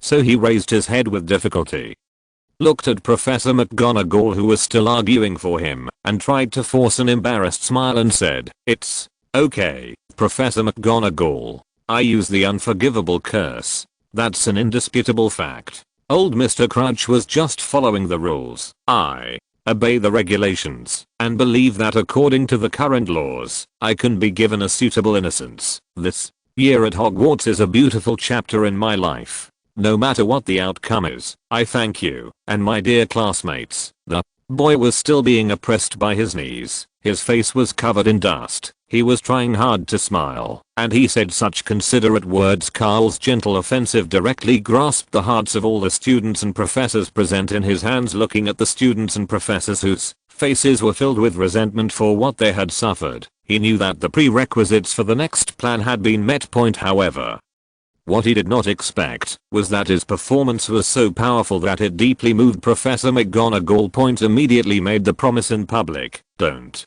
worry, Mr. Hohenzollern. We will definitely help you regain your innocence. You are a good child. Everything you did today was for the school and for your classmates. Regardless of how others view the unforgivable curse you used, Hogwarts will always be with you." Karl was quite moved when he heard this, but Professor McGonagall's next words had a slightly different meaning. She just roared angrily, "Where on earth is that old man Dumbledore? I don't know where he has gone to at this time. He must have hidden somewhere with his old lover. These 2 shameless old men just left their own children alone when something like this happened to them. It really makes people angry." Seeing that Professor McGonagall was about to tell the truth, Cole was so anxious that he almost stood up, but it was old Crouch who cooperated with him. I thought he was increasing the intensity of his performance, and he cooperated very well, using all his body strength to hold Karl down. Karl, who was really feeling suffocated, could only watch the angry Professor McGonagall expose Dumbledore's dirty tricks to the public. Just as Professor McGonagall was about to tell the truth, a hoarse voice came from the back of the crowd. "Can I visit my roommate as a friend?" As soon as these words were spoken, the student team, which had been crowded and chaotic just now, immediately separated into 2 sides, leaving a 1-person wide passage in the middle. Old Crouch also stood up and nodded as he looked at Cedric, who was slowly walking towards him. "You have 1 minute." After saying that, he turned and left. At the same time, the students and professors also turned and left in sync, as if they were avoiding something. This left Karl confused, and just when he was puzzled, a warm hug came into his arms. Cedric hugged Karl tightly, so tightly that Cole was a little breathless, but Carol didn't say anything, just stood there quietly. Hannah, later a famous novelist, wrote at the end of his first book, Golden Wind and Dumb Trees, when I saw the two of them hugging each other under the starry sky at night, and everything that happened in the magical world afterwards. Looking back, I just wanted to write this. The golden gale that swept the world finally encountered a big wooden tree that could stop it at that moment, just like a lonely traveler who found a resting place after a long journey. Chapter 165. Karl is shackled again. Have you memorized all the details? In Cell 001 at the bottom of the underground of the British Ministry of Magic, Karl sat behind his desk, looking at the fat woman in front of him with a cold face. This cell was originally designed to detain the most dangerous prisoners awaiting trial as determined by the British Ministry of Magic. In the entire room, except for a few holes on the front door for ventilation, there are no windows on the surrounding walls. The black tiled interior of the walls was mixed with numerous spells to prevent escape, the anti-apparition charm being just the basics according to the information Karl obtained. There were even some ancient spells that he had never heard of. The effect is a bit like the forbidden magic stone in fantasy novels, which can prevent the prisoner from using his own magic power without external help. It is basically impossible for any wizard to escape from this cell. The moment Cole was arrested from Hogwarts, Cornelius Fudge could not wait to throw him into this cell. This guy even applied to the International Confederation of Wizards and transferred several powerful international lawyers to guard the key roads around the cell. He also specifically told the international lawyers not to have any conversation with him. But apart from that, this guy didn't restrict Karl's freedom too much in a space of more than 100 square meters. His living life was not much different from that in the Hogwarts dormitory. His bed, his desk, and his wardrobe were all moved here intact, along with the pot of blue tulips in the corner of the desk. All the details have been recorded. Mr. Hohenzollern. Rita Skeeter shook her sorest point. After putting away the pen, he handed over the notebook he was carrying. Would you like to take a look? There was a hint of anticipation in his eyes. She really couldn't bear it anymore.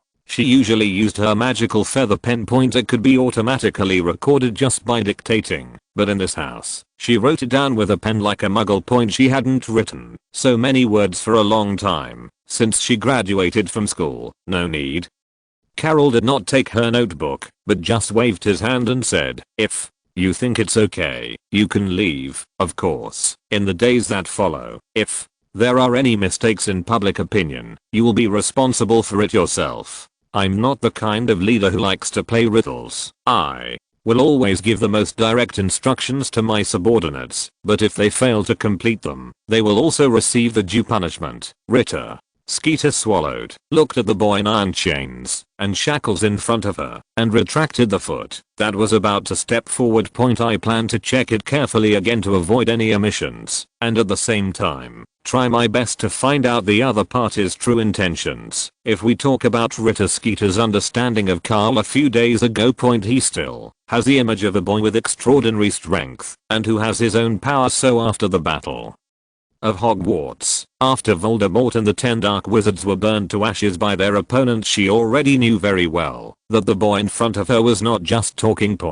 If you really did something wrong, or failed to complete the other party's task, then his own fate would definitely not be much better than Voldemort's. So she began to check carefully every word in the notebook, even the punctuation marks. After confirming it, he did not forget to pretend to say something long-winded. No problem. I will definitely do what you asked. As for using public opinion, let's make the whole thing bigger first. The case was made known to the entire British wizarding community, and then it was reported truthfully and broadcast live, using the new technology you invented. This will be the first time that the British wizarding world will broadcast a live video broadcast of the Wizengamot Council's trial process. It's just that the director of FN Magic News TV has not been determined yet.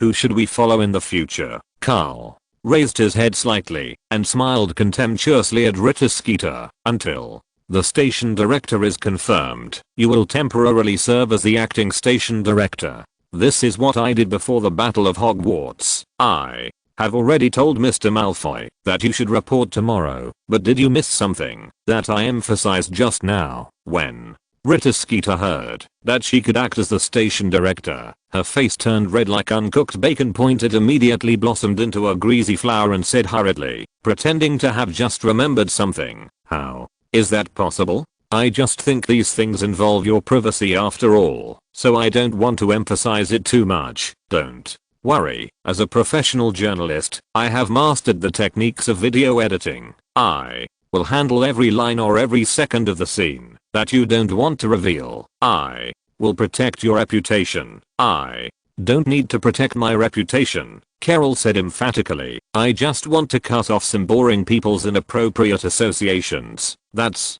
it. That's it. Rita Skeeter responded repeatedly, but her expression was a little strange. She thought that if such a beautiful clip was sold separately, it would probably be worth a lot of money.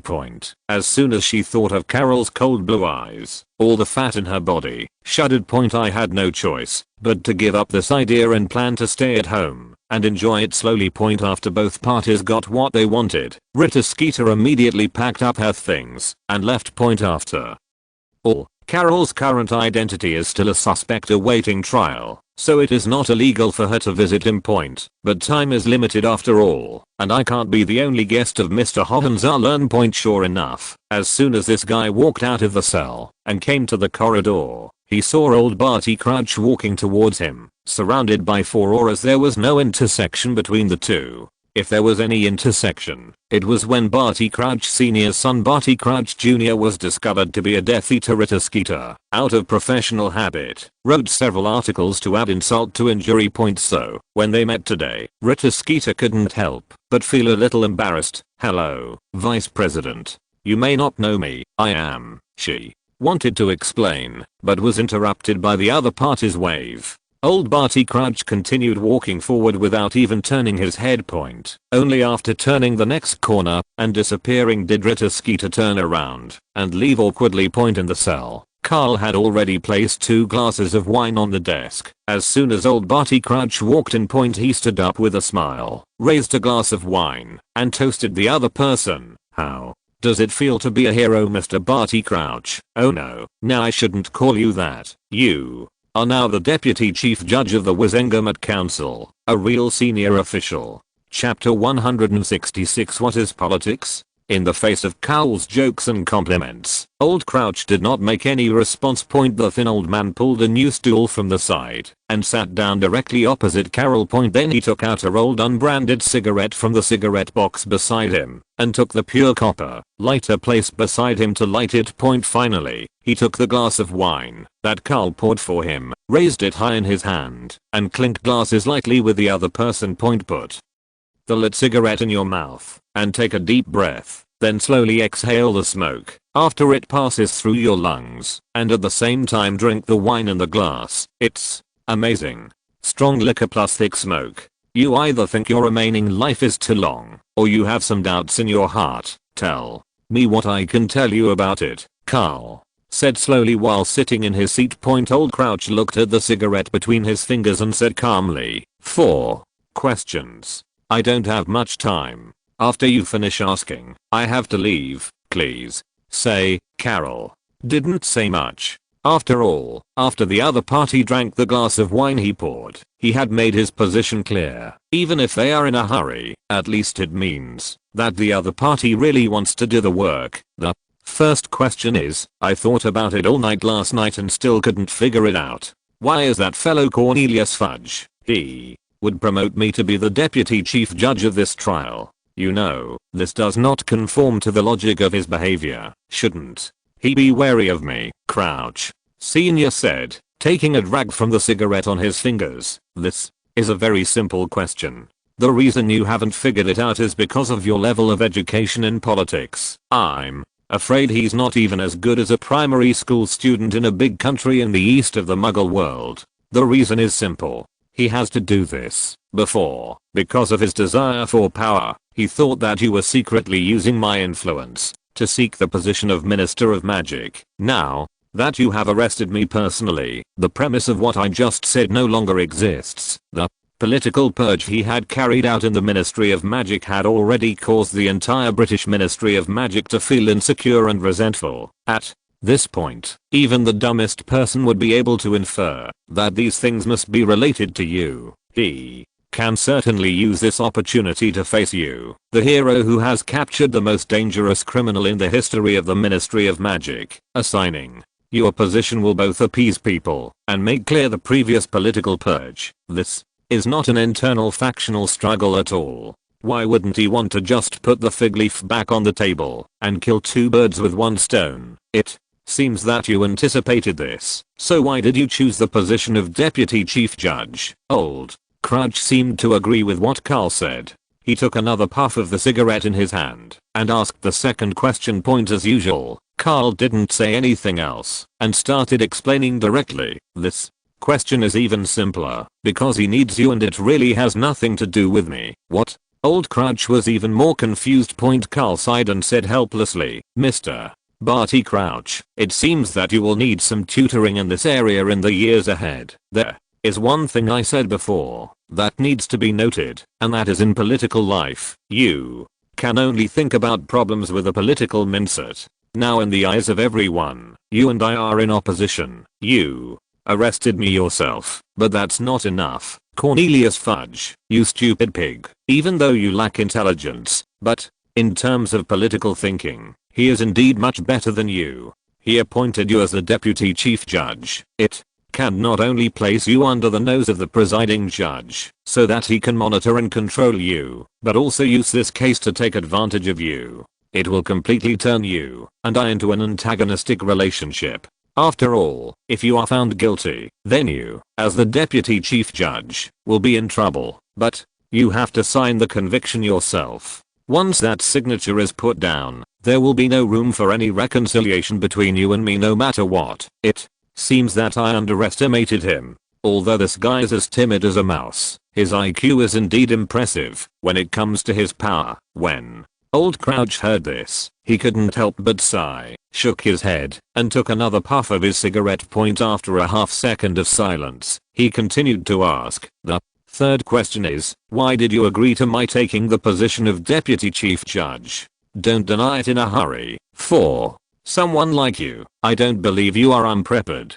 That idiot thought I fell into his trap, but in the final analysis, he and I are just the same. We are both pawns you use. Karl clapped softly, the smile returning to his face. I take it back, Mr. Barty Crouch. You are much smarter than I thought. You just haven't gotten used to this way of thinking yet. Don't worry. I'm always patient with smart people and capable subordinates. The answer to this question is also very simple. That is, if something unexpected happens during the trial to the presiding judge, Mr. Cornelius Fudge, then, as the first vice president judge, you can legally and reasonably take over this position. Including the significance of this position, you intend to eliminate Cornelius Fudge directly from the position of Minister of Magic in this operation. Old Crouch suddenly became excited, and with his fingers holding the cigarette he exerted force, squeezing the end of the cigarette flat. Karl waved his hands and said, don't talk nonsense. I didn't say that. I was just stating a possibility. What I said was just a legitimate speculation, and rest assured, I can't ask our dear Mr. Fudge to step down from the position of Minister of Magic so quickly. He still has a very important mission to complete. Old Crouch was confused again, but he didn't dwell on Karl's words. He just asked his fourth question. I don't care what mission he has not completed. The only thing I want to know now is how big a fuss you want to make this. If, as you say, you want me to take over Mr. Fudge's position, then I must be prepared. Besides, judging from the current situation, although I have gained some supporters, I also have many opponents. The appointment and removal of the Minister of Magic requires a vote by the entire wizarding community in the United Kingdom. Karl seemed very surprised to hear the other party's concerns. He looked at Old Crouch in a strange way. How can you have such an idea? It seems that you still don't understand what politics is. Politics is the most complicated and simplest game in the world. It's complex enough to require the most elite people in the world to play, but at the same time simple enough to be operated with simple methods. Don't worry, there will be no problem with your vote. As for the opponents in your eyes, I don't intend to clear these obstacles for you. Then, what should I do? Old Crouch was even more confused. Karl said with a happy smile. It's simple. Instead of elevating myself, I would rather belittle others. I have finally performed such a big show. The purpose is to completely ruin Mr. Fudge's reputation. How bad is it? 1 day in the future, when you and he both stand on the election stage, your opponents will not vote for you, just because they change their positions and support you, and they will vote for you, because they hate the other candidate even more. Chapter 167 Misunderstanding and Forgiveness. Another victim with a shattered worldview appeared, and old Claude walked slowly towards the door. In a trance point in his hands were 2 books and a set of VCD discs, which were the study materials that Karl gave him. They are used for theoretical study respectively. The Prince by Machiavelli and Leviathan by Hobbes, and the most important practical learning videos. Complete VCD discs of the British sitcoms Yes Prime Minister and Yes Minister. Karl looked at the other person's back and felt very satisfied. He really liked the feeling of destroying other people's worldview. This made him feel very accomplished. If it weren't for his identity as a wizard, his original plan would have been to be in New York. He completed the transformation from a New York gang boss to a New York senator, the youngest president of the United States, and the first proletarian political scientist in the United States. It brought some minor political shocks to America, but it seems good now. The only drawback is that the ranks of these so-called politicians in the magical world are really too low. After old Crouch left, Cole picked up a cigarette from the side and prepared to enjoy it for a while before waiting for someone to bring him dinner. But just as he opened the lid of the lighter, a white hand pressed on his wrist, and the owner of the hand said in a complaining tone, "Smoke less. It's not good for your health. Besides, we have an agreement that smoking is not allowed in the dormitory." Hearing this familiar voice, Cole was stunned for a second. Then he slowly raised his head stiffly, only to see that Cedric had been standing behind him without him knowing. When the words "I'm unhappy" were written all over his face. Carol honestly closed the lighter and asked with twitching cheeks, "Why are you here? This is not the place for you. Leave quickly. If they find you, you will be in big trouble." "How did you get in?" Could it be that, before he could finish his words, another familiar voice rang out, "I brought him in, Professor Snape?" Karl quickly turned his head to look in the direction of the voice, only to see Professor Snape with Harry, who was hiding behind him. Standing at the door of the cell, there seemed to be some traces of red on the black robe. Upon seeing this, Karl stood up and roared angrily, "You shouldn't be so reckless, Professor Snape. You killed those international lawyers and completely disrupted my plans. We are really in big trouble now." As he spoke, Karl used an upright pen to pick off a piece of fake skin from his neck. Under the surprised gazes of several people, he took out 2 steel wires from inside and then demonstrated amazing body flexibility with his hands. Chained. He used his flexible waist and legs to open the shackles on his hands using 2 iron wires. The moment the shackles fell to the ground, he immediately looked at Professor Snape and said, "Is the murder loud or not? If no one notices it, let's leave quickly. It's impossible to tell now, since our plans have been disrupted. We can only flee the UK first. Let's go to the safe house at 2 Alexander Street in North London. There were weapons, passports, and cash there. We went to Liverpool port overnight, took a smuggling ship to Spain, and then took a plane to the United States." This smooth operation made Professor Snape's eyelids twitch. He spoke with a dark face and a deep voice. "I didn't kill anyone. Do I look like a fool who only knows how to use violence? Mr. Hohenzollern, Professor Snape and I are here to apologize to you." Harry, who was hiding behind Professor Pooh in the room, also spoke in a low voice with half of his head exposed. At the same time, he pointed a finger at Cedric. "It was Mr. Diggory who made the application to the Ministry of Magic. He is now one of your legal team. I just came out of the custody council under the Wizengamot. Mr. Diggory and those people have been debating for a whole day. I have never seen Mr. Diggory like that. When he is angry, He really looks like you, Mr. Hohenzollern. Hearing this strange metaphor and Professor Snape's dark face as deep as water, Karl sat back in his seat somewhat awkwardly. He knew he had misunderstood, but it was impossible to apologize to Professor Snape. He sniffed the air with his nose and soon looked at Professor Snape strangely. Strawberry jam mixed with some fig aroma. Those red spots on your body turned out not to be blood spots. It's the leftover jam. It seems our dear professor has found someone to show off his culinary skills to. HMPH.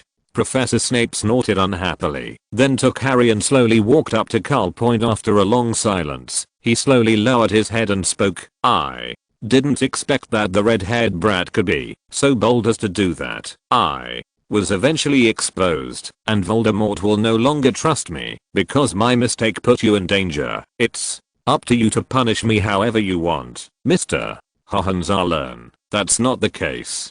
Professor Snape is because of Ron. Harry explained hurriedly.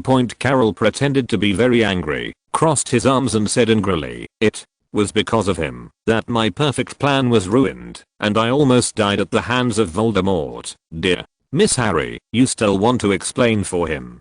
Doesn't that mean I'm not your friend? Why do you play favorites so much? It's really sad. Having said that, Karol began to perform as usual, stretching out his fingers to gently wipe the tears from the corners of his eyes, pretending to be abandoned. It's not like that. Let me explain.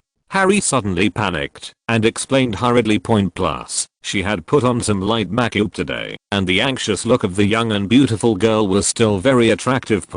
But before Karl could continue his performance, two murderous gazes were suddenly cast at him. Karl shivered all over again and quickly looked up at Professor Snape, explaining with a smile on his face, "Don't misunderstand me, Professor. I was just joking." Although I was a little surprised that Ron suddenly broke into the Chamber of Secrets and disrupted my plans, but at least the plan was successfully implemented in the end.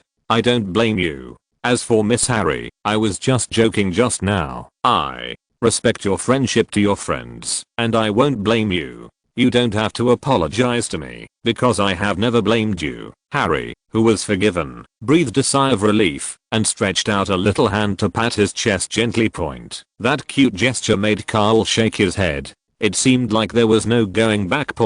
If this action was seen by those ferocious male students in the school, the hatred between Slytherin and Gryffindor would probably deepen. Where are you looking? Just as Karl began to worry about the Slytherin and Gryffindor boys, a cold voice sounded again. Professor Snape was about to turn into a vampire. If Karl continued to stare at him, his neck would probably be bitten off soon. Chapter 168. One object overcoming another and binding. Seeing that Professor Snape might become beastly, Karl pretended to be scared and quickly took a few steps back. Professor Snape, what do you want to do? His retreat immediately caught Harry's attention. Our Gryffindor princess, who immediately put her hands on her hips and angrily yelled at Professor Snape, "Didn't you promise me, Professor Snape, that you would get along well with your classmates in the future? If you continue to behave like this, I'm just going to ignore you for a week. You're really annoying, don't you know? I will ignore you for a week. This is really annoying. Disgusting." These words kept echoing in the mind of Professor Snape, the big bat who just wanted to bite off someone's neck. Just like being exposed to the sun, it immediately wilted. Karl looked at Professor Snape, who was scolded by Harry and could only shake his head helplessly. It seems that there is always a conqueror. It seemed that the feud between Slytherin and Gryffindor was about to be completely ended. After all, no matter how outstanding the little snakes of Slytherin house are, what can they do if the head of the house betrays them and joins the enemy? Seeing Professor Snape being scolded by Harry so hard that he couldn't even raise his head, Karl couldn't help but feel secretly happy. Fortunately, I don't have such worries. Neither Dumbledore nor Grindelwald, those two old men, can control me. The idea that one thing can defeat another does not work for me. But before he could feel smug for a few seconds, Cedric's voice came from behind Karl. "You've only been here for 3 days. Look at your clothes and pants. Why don't you fold them and put them in the closet? Have I ever told you that these clothes can't be left lying around?" Not only is it unhygienic, but it's also unhealthy to pile them up randomly. There will be creases on the clothes, and they won't look good when you wear them. Cedric kept complaining while picking up the dirty clothes on Cal's bed. Cal could only lower his head in embarrassment. Professor Snape, who had just been ridiculed by Karl, now had a look of complete gloating. Even after Harry had just finished scolding him, he immediately grabbed Harry's hand, turned around and prepared to leave, and said deliberately, "Let's go. We only have a short visit, so it's better not to stay and disturb them both. They need a certain amount of privacy." Hearing this, Harry turned his head slightly to look at Karl, then glanced at Cedric, who was still tidying up on the bed. He nodded heavily and prepared to leave with Professor Snape. Karl's eyelids twitched wildly when he saw this, and he roared madly in his heart, "What do you mean by nodding?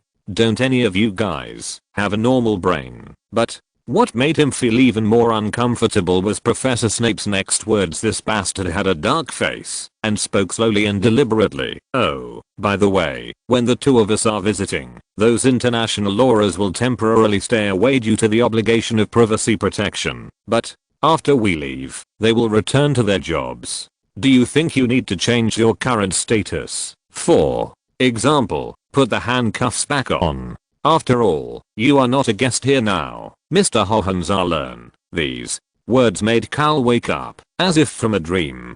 He looked at his handcuffs and shackles that had fallen to the ground.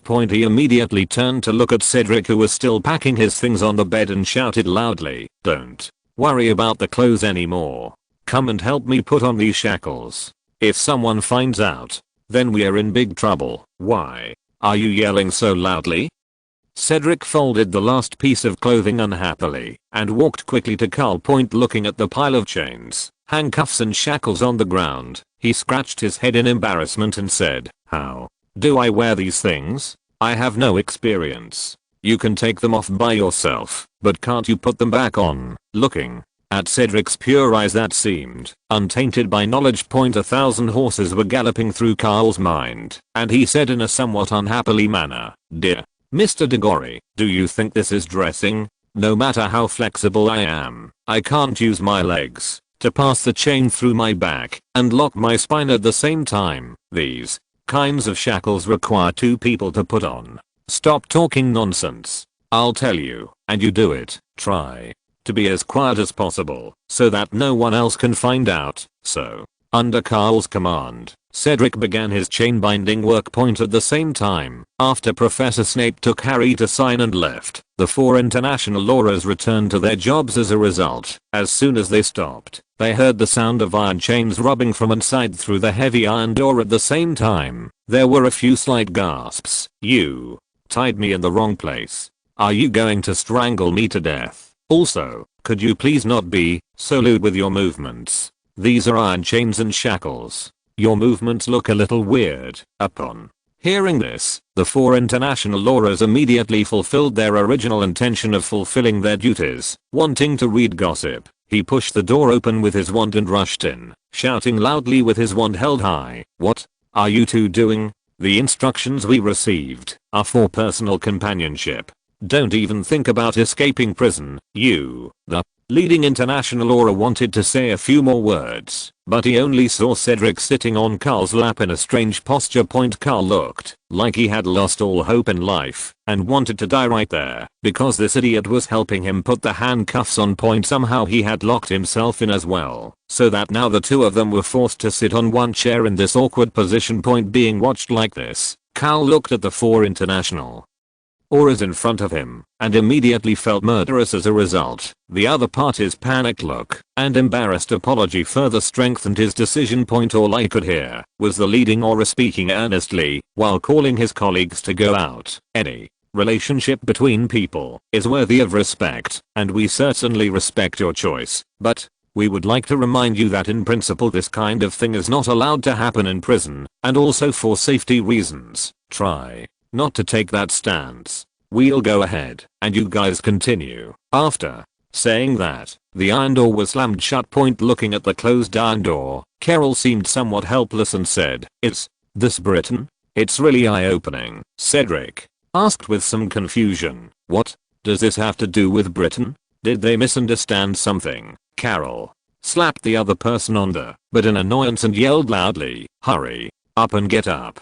My legs are going numb from all the sitting you've done, you stupid idiot. I told you to lock others up. You are able to lock yourself up with other people. You really amaze me, Mr. Diggory." Chapter 169 Meeting Room. Lucius sat at the end of the long table, tapping the tablet top rhythmically with his right index finger. His eyes were fixed on the chief chair more than 10 meters in front of him. The chair looked so shabby compared to the ordinary wooden chair under his, but pointed is luxurious to the extreme, with top-grain calfskin and hand-carved mahogany point. The emblem of the British Ministry of Magic was embroidered on the purple velvet on the backrest with gold thread point. Lucius had imagined more than once when he would be qualified to sit in that chair and speak freely to the leaders of the British Wizarding World point, but now, this idea in his mind was not so strong, and he was even a little skeptical about such hot weather. The fat Cornelius Fudge sat in a velvet-covered chair without fear of catching a prickly heat point. This is a very large conference room.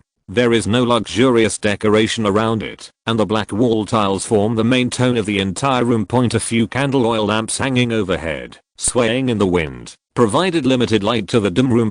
Meeting room 000, a meeting room not recorded in the Ministry of Magic archives. 90% of the employees working in the British Ministry of Magic do not know the location of this conference room, and most of them have only heard some unfounded legends. Some people say that this conference room is a legendary highest authority of the British Ministry of Magic. Every decision made here will have a profound impact on the entire British Wizarding World. Some people also say that these conference rooms are just forgotten storage rooms filled with useless items. But whether it is good or bad, he is the only wizard who has come to this meeting room twice and is not an employee of the Ministry of Magic. Lucius knew very well that these rumors were wrong. This room was more like a meeting room than a conference room. It is more like a place where the spoils are divided among the high-ranking officials of the Ministry of Magic. In the middle and end of each year a special meeting will be held in this conference room to discuss how to distribute the shameful income earned over the past 6 months. The last time he was here was as a Death Eater following the fall of his previous master, Voldemort. He was politely invited here, and after listening to those greedy guys chatter, he obediently offered up more than half of the entire Malfoy family's property. In exchange for the guarantee that he would not be judged. Now, he came here again. Unlike the enthusiastic invitation last time, it was obvious that I was not very welcome this time. But it's better this way. At least it means that this time I'm no longer a lamb to be slaughtered by them, but an opponent who can have a dialogue with them. Since I'm able to negotiate, there is certainly no need for those greedy bugs to welcome me. Time passed by minute, and Lucius showed no sign of panic at all. He beat the rhythm with the index finger of his right hand while humming some songs whose tunes were unclear. Creak. After about an hour of waiting, the door of the conference room was finally pushed open from the outside. A fat woman in a pink sweater came up to Lucius with a disgusting gait. He smiled what he thought was a pretty smile and said it in an apologetic tone. "I am really sorry, Mr. Malfoy. As you know, a lot of things have happened in the British Wizarding World recently. Mr. Cornelius Fudge and other officials from various departments are very busy. The meeting was postponed for an hour. I may have been too busy to even inform you, leaving you waiting here for so long in vain. I apologize for the poor hospitality." The hospitality was indeed not very good. As soon as the other party came in, he wanted to give himself a warning. Lucius said nonchalantly, with a professional award on his face, "I have been waiting here for an hour. Even if there is no one notified, it is possible that it is in the meeting room of the Ministry of Magic. Not even a single serving staff. Mr. Cornelius Fudge is so incorruptible. When I was in a meeting, I still had to serve tea and water myself. There is such an honest and upright leader of the Ministry of Magic. I think the future of the British Wizarding World will always be very bright." Such a weird and sarcastic tone, full of Slytherin characteristics, immediately broke Umbridge's defense, revealing her fat and twisted face. Her mood became even more twisted, but considering that the other party's request was not excessive, she could only respond perfunctorily, "Of course, but the British Ministry of Magic always has its own standards for entertaining guests. I will ask someone to send tea and snacks over right away, please. Wait patiently. No need. Lucius waved his hand to interrupt the other person's action and took out a wallet embroidered with the Malfoy family emblem from the pocket of his suit. He took out a bottle of burgundy red wine, a wine glass, a pipe and a box of tobacco. After placing those things on the table, he deliberately waved the wallet in front of the other person. Oh, by the way, since there is this opportunity, let me recommend it to you. This is a new company we have established, the first new product of the world's #1 textile company, the Big Space Wallet. Don't underestimate this wallet. It contains a mixture of space expansion spells and weight reduction spells. It is light to carry and has plenty of space. There are also many styling products that a successful woman like you will definitely like. As he spoke, Lucius took out several women's handbags from his wallet. These handbags had various designs. Most of them are inspired by famous brands in the Muggle world, such as LV, Dyer, etc. With bright colors and trendy designs, it is very attractive to women, especially women like Umbridge who are very materialistic. As soon as I see those handbags, my eyes will be fixed on them, and I won't move my gaze away for several minutes. Lucius smiled disdainfully and asked in a deliberately low voice, "Dear lady, may I give you some advice? Do you like the look of these ladies' handbags?" Umbridge suddenly became a little excited, her eyes revealing greed and disdain. It was obvious that she was a toad. He fell into habitual thinking again, thinking that Lucius wanted to bribe him with these things before the meeting started. So she said in a reserved manner, "It looks good, but you know this is a special period. I can't accept your gift. When everything is over, I will buy it at my own expense." After saying this, Umbridge stared at Lucius, with the words "give it to me" quickly written all over her face. Looking at the expression on the other person's face, Lucius felt amused. If this guy was talking to him. If her tone and attitude were a little better, I might really give her 1 or 2, but now I have Carol's instructions. The other party made him feel so disgusted that he could only obey reluctantly. So he pretended to be regretful and put the ladies' bags back into his wallet. That's a pity, but given the situation, in response to the call from Minister Cornelius Fudge, I think it's better not to accept such a ceremonial gift for now, and wait until this matter is over. We welcome upright and successful women like you to go to major stores and mention my name to buy. I can give you a 99% discount. If you're listening to this novel on a channel other than Fanfic World, it means they downloaded and uploaded it without effort. We cordially invite you to visit our channel, Mundo Fanfic Novelos. There you'll find the original version of this story and you can explore many other novels of various genres. We're waiting for you to immerse yourself in a world of incredible novels. Chapter 170 Lucius and -039 S Showdown. Then I really have to thank you, Umbridge said, gritting her teeth.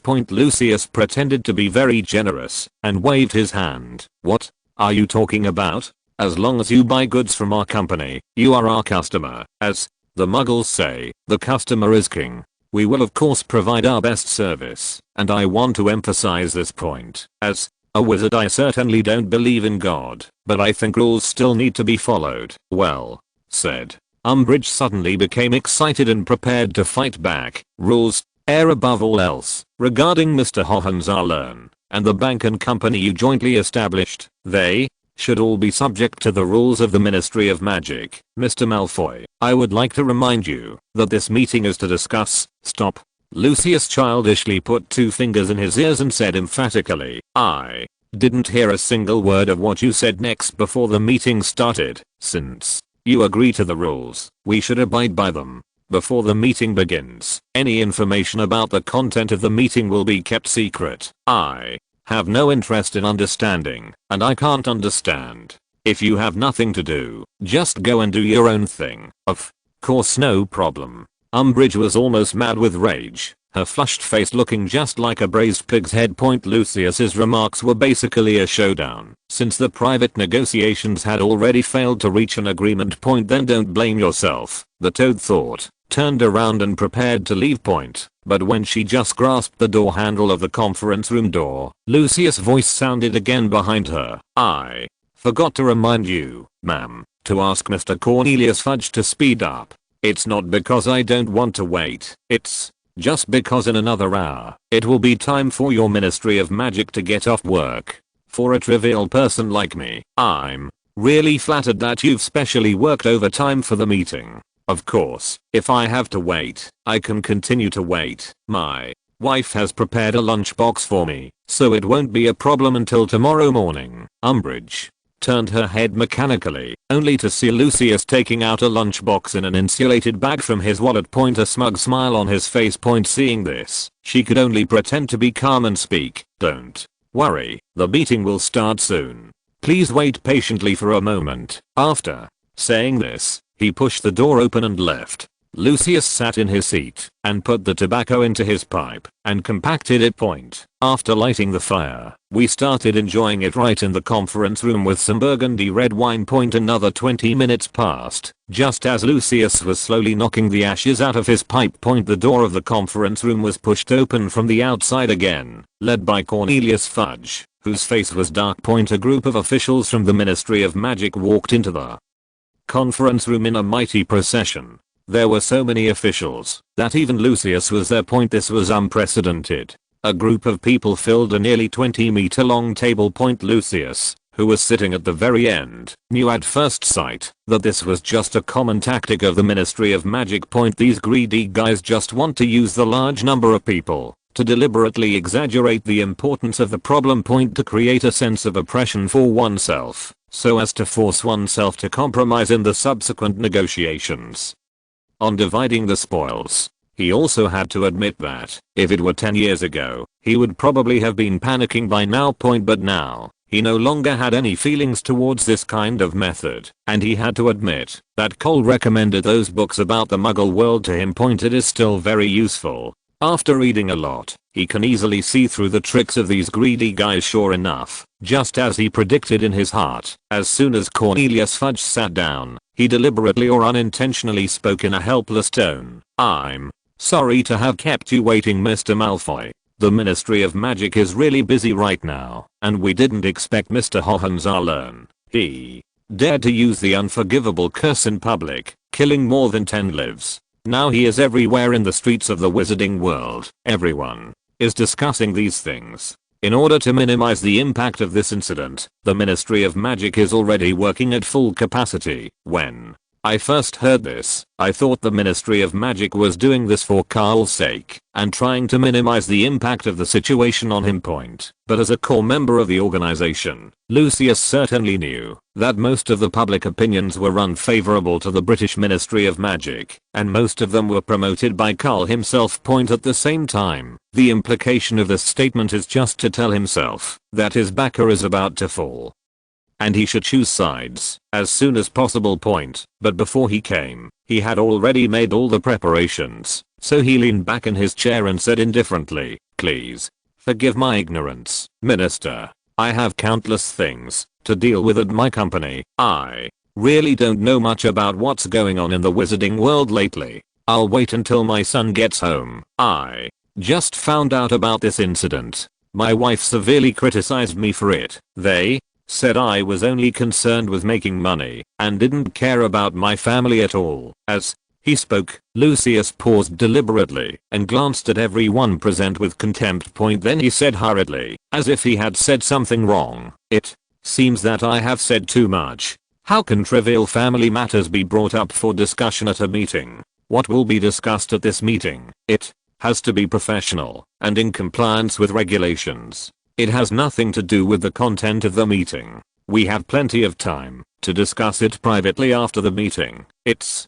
only 40 minutes until the end of the working day at the Ministry of Magic. This is for the sake of your wives, not accusing you of not caring about your families when you return home. I think we should just get straight to the point. There's no need for any more pleasantries." After Lucius finished speaking, Cornelius Force's expression suddenly turned ugly. It's a complete showdown, and the meaning is very simple. I won't take sides. If you have anything to say, just say it. I don't have time to waste talking to you.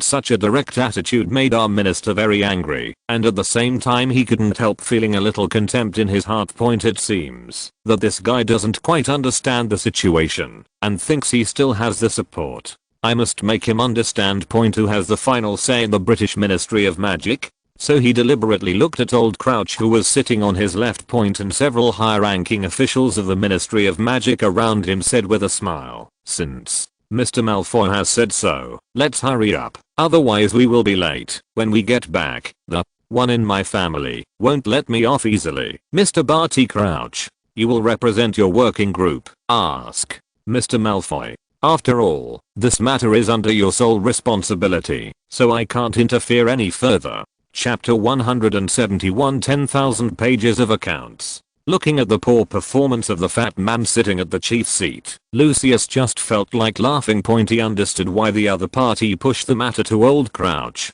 It was just to show that, although he had spent a lot of money to win over a group of centrist officials in the Ministry of Magic, but although those officials held positions, their political reputation was far from enough, and a faction needed to be formed. After all, a leader is needed, and Old Crouch has been very active recently, whether as the head of the delegation entering Hogwarts, or he could arrest Karl himself. Even if his position did not change, in the hearts of the officials of the Ministry of Magic and a crowd of onlookers, the other party has already shown signs of becoming the second in command of the Ministry of Magic. So it is time to let him lead this investigation. It can not only show that he has completely taken control of the British Ministry of Magic, but also show it to himself in disguise. All my previous attempts to win over the people are no longer effective. The people behind the scenes have already turned against me, so I'd better surrender as soon as possible.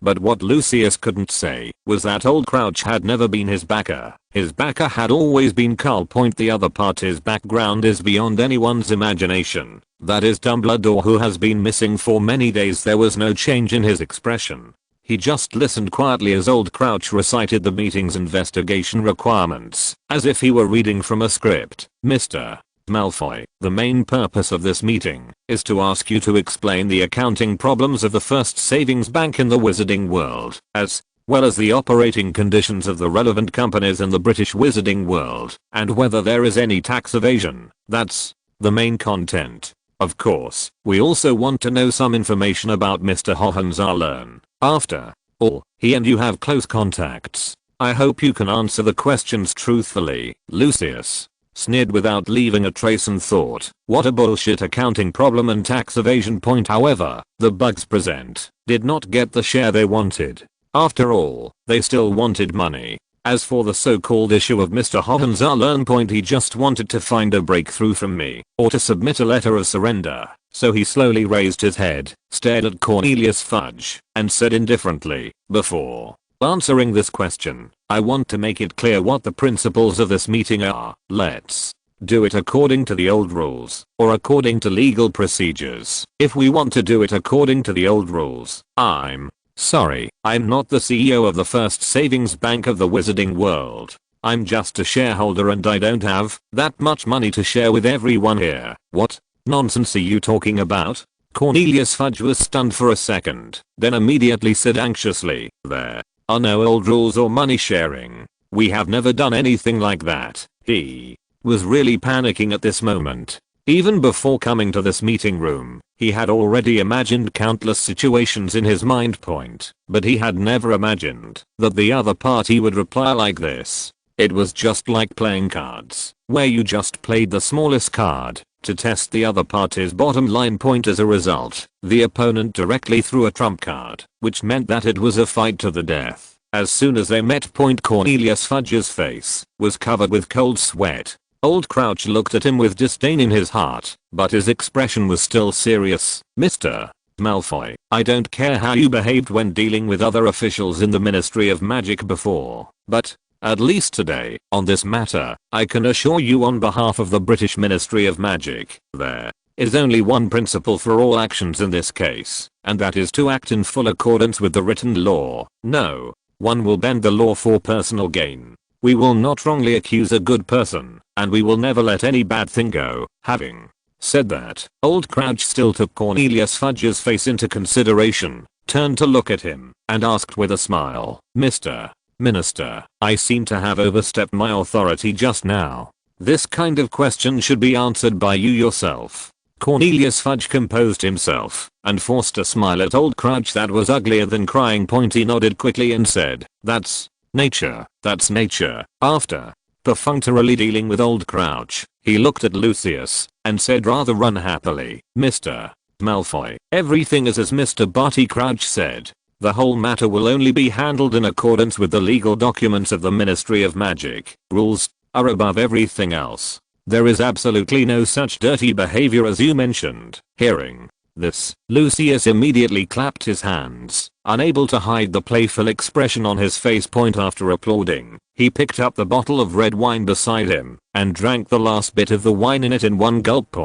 After moistening his throat, he began his performance. He first reviewed the details on the legal document and then spoke, according to the British Ministry of Magic's regulations on the management and financial affairs of the British wizarding community. Chapter 1, Section 3. All organizations involved in tax evasion, false accounting, and a series of other financial problems will be notified. All details of the accounts within the specified time period, including the original copies of the accounts, must be provided within 7 working days. Send it to the institution designated by the British Ministry of Magic for examination. Am I right? Lucius's words made the high-ranking officials of the Ministry of Magic present there so exhausted that their brains were about to smoke. There are many officials working in the financial sector among them, but over the years, they have been taking bribes and extortion. They had never done anything serious. Those were legal clauses and regulations, and they had long forgotten them. When I heard this, my brain was really confused for a moment. At this moment, Old Crouch came out to save the situation and said, "That's right, so please provide all the account details and originals of the Wizarding World's first savings bank for the past 6 months. Send it to the British Ministry of Magic. We will review and verify it according to the law you just mentioned." Section 4. Before the trial begins, we have to check all the accounts frame by frame, and all the details must be sorted out before we can issue a formal trial order. I am right, Mr. Malfoy. Lucius nodded immediately and complimented Mr. Batty is worthy of being the former director of the Law Enforcement Department. His understanding of legal documents is indeed detailed enough, but please rest assured that all the accounting documents are detailed and original, including the 4 copies required. I will immediately send someone to the British Ministry of Magic in 3 days. Why does it take 3 days? Cornelius Fudge jumped out again.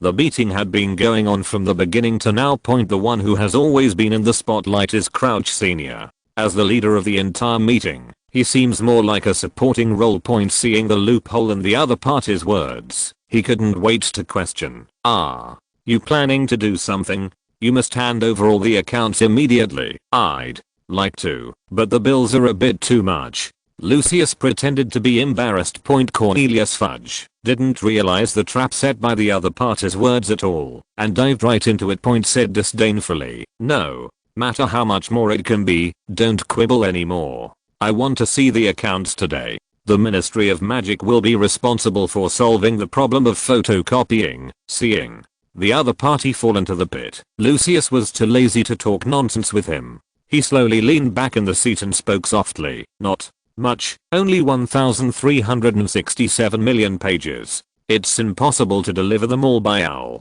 I specially ordered 2 trucks from the Muggle world for this purpose. Since the minister is so anxious, I will have someone bring the accounts over tomorrow." Chapter 172. Cornelius Fudge. Hearing Lucius' expressionless announcement of the number 1,367 million, all the officials from the British Ministry of Magic present, everyone was silent, as if the mute button had been pressed at the same time. Some people lowered their heads with wry smiles on their faces, while others stared straight at Cornelius Fudge. Most of them are officials in charge of economic affairs, and were the main members of the last Hogwarts observation team. During their last confrontation with Karl at Hogwarts, they each received a directory of accounts as thick as an Oxford dictionary. The people present at the time basically had the same reaction, and many of them still remembered when they returned to the Ministry of Magic with the catalogue.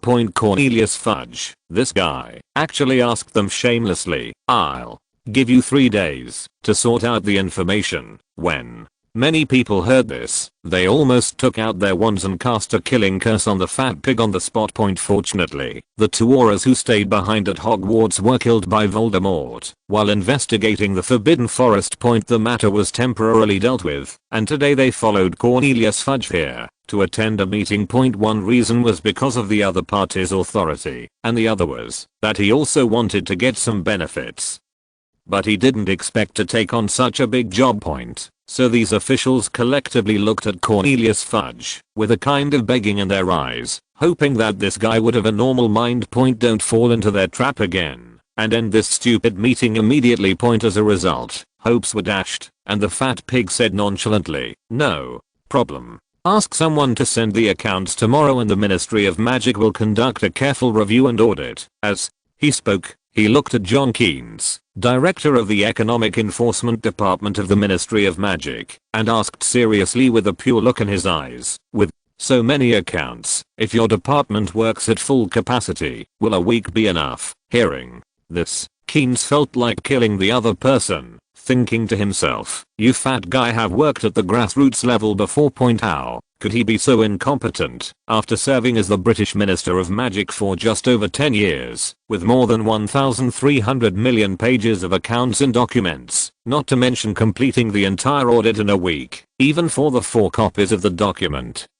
The entire wizards of the British Ministry of Magic would have to work together. Even if you use the copying spell day and night to copy it, it may not be completed in a week. But as soon as the rebuttal came to his lips, Keynes swallowed it back, because he knew that his opposition would not have much effect. Because it was not just Cornelius Fudge who had this problem. The entire British Ministry of Magic was filled with an atmosphere of exaggeration and absurdity. They have been indulging in peace and enjoyment for too long, and have long been indifferent to specific things. It's better to say that these guys are bad. It's better to say that they are stupid. Just like today, a large group of people came here aggressively and held a meeting to publicly try one person. I was even led into a ditch by others, which is really speechless. So he secretly decided in his mind that he would flatter the other party first and not do any work at all. Anyway, judging from the current situation, this idiot and the group of people behind him will definitely be defeated by the other side. If you do this, maybe you can leave yourself a way out in the future reckoning. So he said in a flattering manner, "Of course, no problem, Minister. Our Director of Economic Execution will definitely complete your order. However, considering the unprecedented workload this time, I would like to ask for 1 more week. How about giving you a reply in 2 weeks?" The reason why Keynes fought for a week was just to give himself a buffer anyway. Mr. Hohenzollern's case will go to trial in 2 days. 10 days is enough time for the other party to catch this idiot. Cornelius Fudge did not find any problem with the other party's answer, and just pretended to be magnanimous and said, "Well, okay, I'll give you 1 more week. You must be careful and not miss even a single gold galleon." Of course.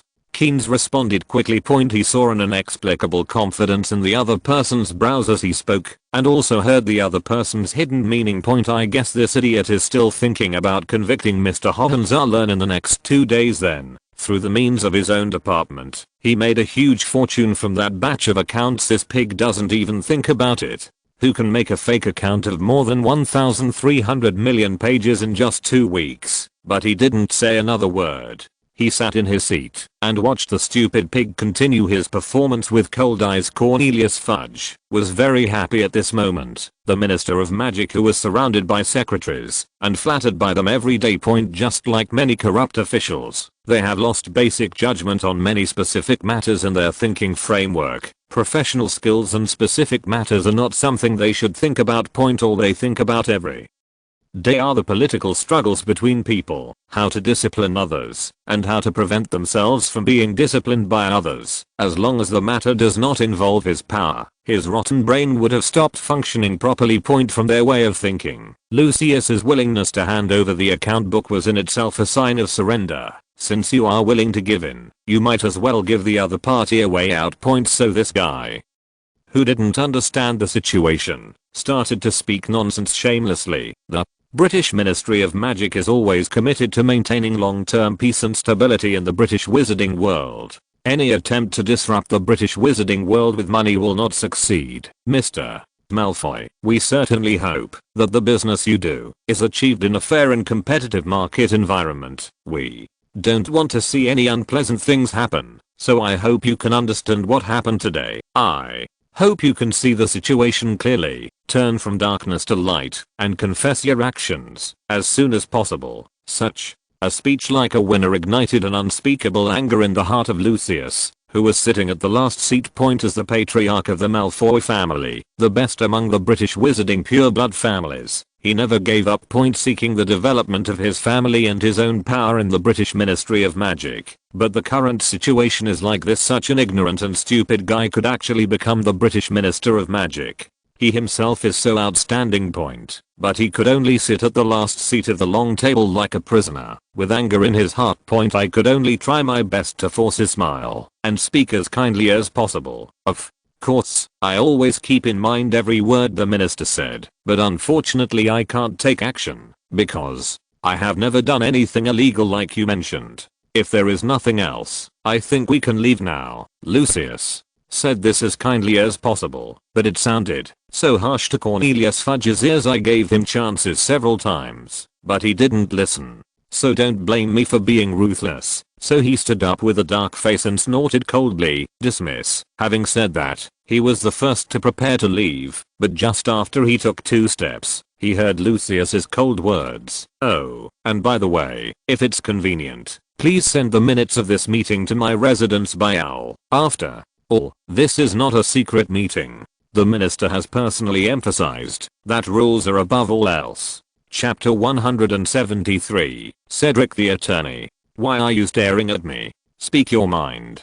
I asked you to be my defense lawyer, not to stare at me." Karl looked at Cedric in front of him and felt very angry. Point. During the 2 days of waiting, he thought that, since he had nothing to do anyway, he might as well rehearse the upcoming court proceedings with the other party. Point. After all, the other party is now his defense lawyer. Although this guy has an excellent memory. Point. In just a few days, he had memorized the limited laws of the British wizarding world. Point. But Cole was really worried about this guy's ability to perform on the spot, and the result was just as he expected. Point. When I was playing the role of prosecutor and questioning the other party, this guy answered quite well at first, but then I don't know what happened. Point. This guy's face gradually turned red, and he stared at him without saying a word. Point. Cedric, who was criticized, felt very upset. In the past years, he had indeed met some girls in the school. Point. When you are young, you are not good looking, but your appearance changes significantly after puberty. Point. But he really couldn't understand why the guy in front of him would have such a change. In just 1 year, this guy has become more handsome. How can he explain this? Cedric could only lower his head, not looking at Karl, and muttered softly, "Why don't you cover your face? I can't calm down and talk to you when I see your face." What the hell?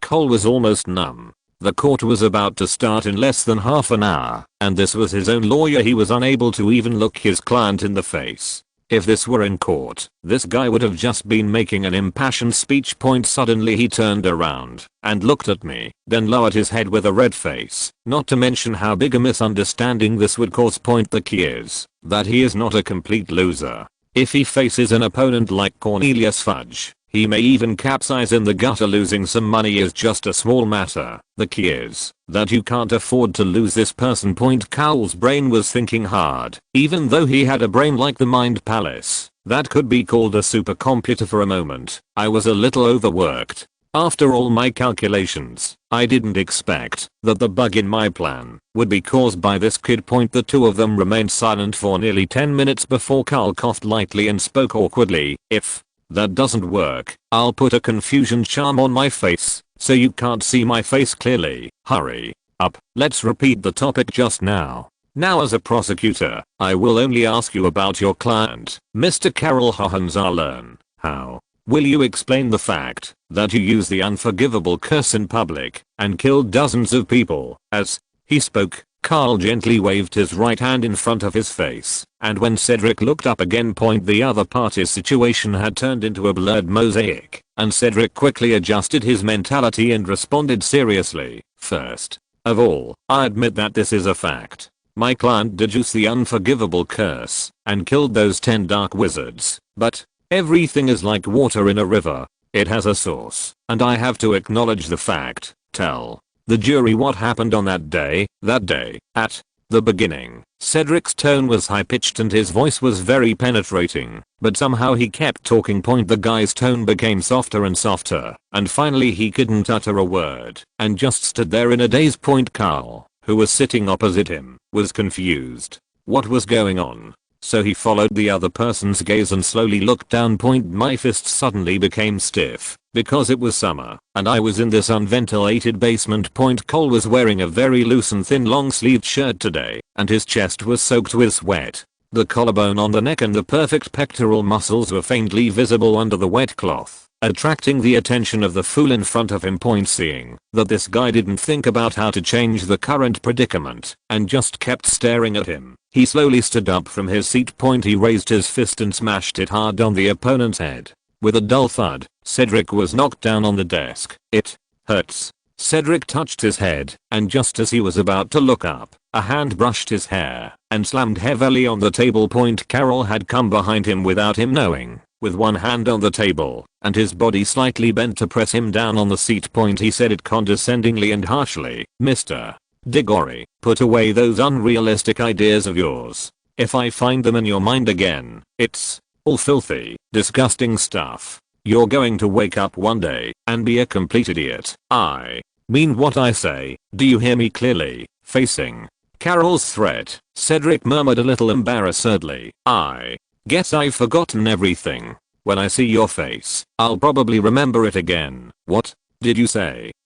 Seeing that this guy refused to listen, Karl stretched out his hands viciously and pinched the guy's face. He pulled it hard to both sides while warning, I'm not kidding you. Even if I'm convicted in this trial, I have 1,000 ways to escape punishment, but that is the last resort. If it comes to that, then dear Mr. Diggory, so our happy school life has come to an end. You can still be my friend, but you will no longer be my partner and comrade in arms. Have you forgotten everything you saw in Gaza? On the summit of the Mount of the Holy Sepulchre, I saw a young man with ideals. They are all trash, controlled by their own desires. Karl's words made Cedric's memories, which he had hidden deep in his mind, resurface. He didn't cry out in pain again, nor did he ask Kat to let go of the hand that was pinching his face. His handsome brown eyes slowly drooped. After thinking for a long time, he suddenly looked up and stared into Karl's eyes and said, I thought you were just kidding me. I read every book you recommended to me, but I didn't find the answer in them. Instead, the more I read, the more confused I became. I even doubted whether my previous simple and beautiful ideas could really become reality. A finger was pressed tightly against his lips, and a rare firmness appeared in Karl's blue eyes. Stop talking about this. If you can find the answer from books and thinking, then practice becomes meaningless. Hurry up and recover. After you handle this matter, we will deal with the thing you want to do. I have never forgotten the promise I made to you, but you must recover as soon as possible. Otherwise we will not have much time. Cedric nodded firmly, and after Karl left his seat, the guy scratched his head and asked in confusion, why is there not enough time? The last time we went to Gaza, it only took us 2 days. Karl turned his head and glanced at the other person sideways, saying unhappily, nonsense. If it's that simple, do we still need to do it? Why is there not enough time? The reason is simple, my dear Mr. Diggory, because we are both students and the summer vacation is so long. It's time for us to go back to school. Come here quickly, you idiot with the pumpkin head.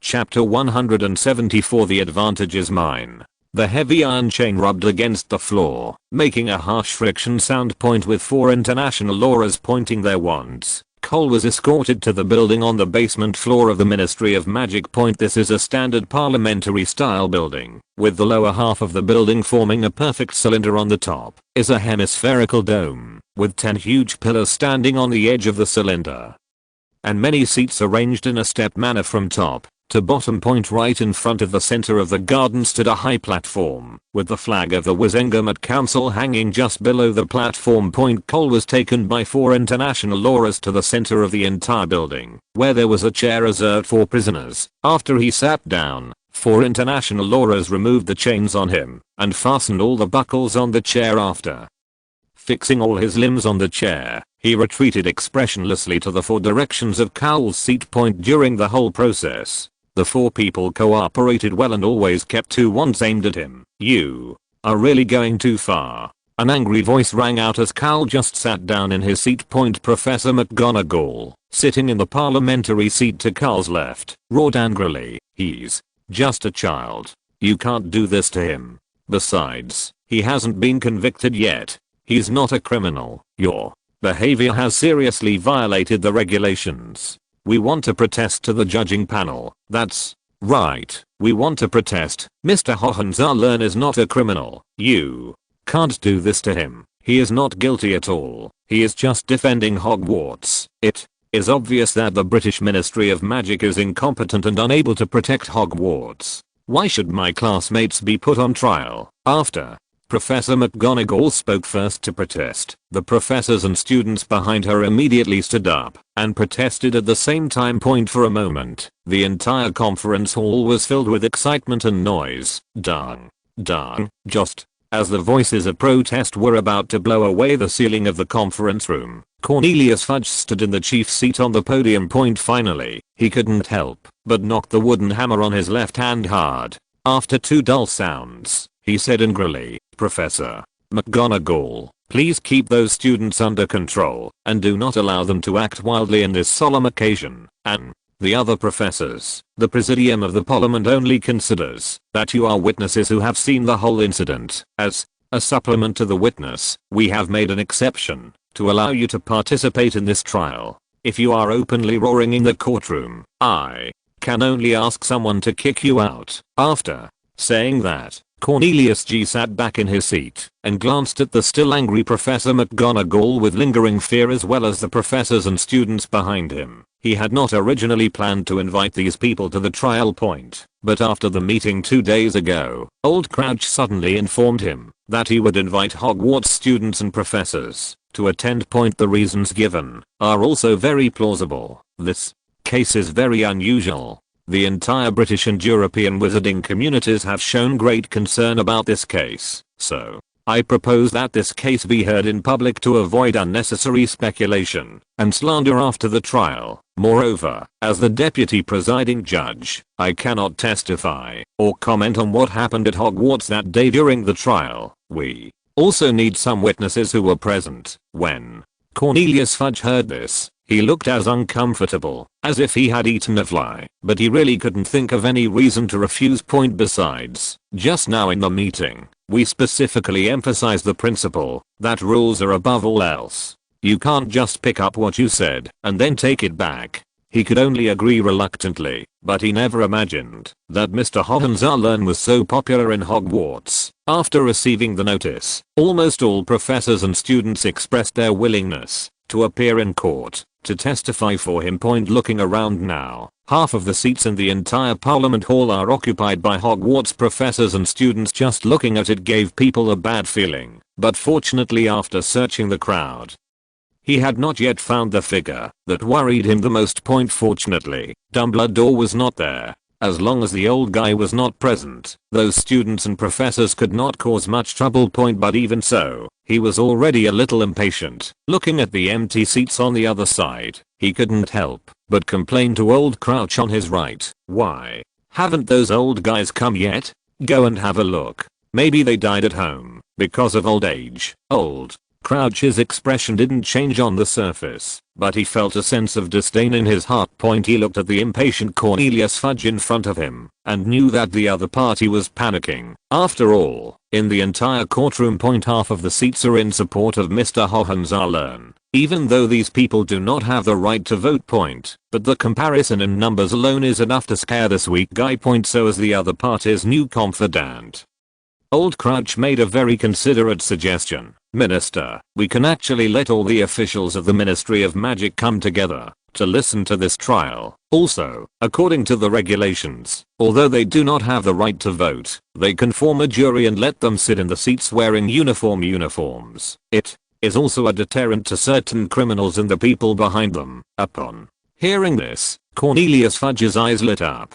At first, he did want to handle this matter in secret. After all, it was a private transaction, which could better preserve the dignity of both parties. But Lucius 2 days ago, and the teachers and students of Hogwarts today, it has been shown that a private solution is impossible. Since they don't want dignity, there is no need for me to save face for them. They must know who is the minister of the British Ministry of Magic, and who has the final say.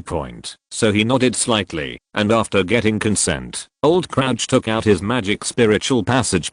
He was about to send a message to notify other Ministry of Magic officials, but before he could press the first button, Umbridge, the pink-toed on Cornelius Fudge's left, immediately reminded in a low voice, "Mr. Minister, I think this is inappropriate.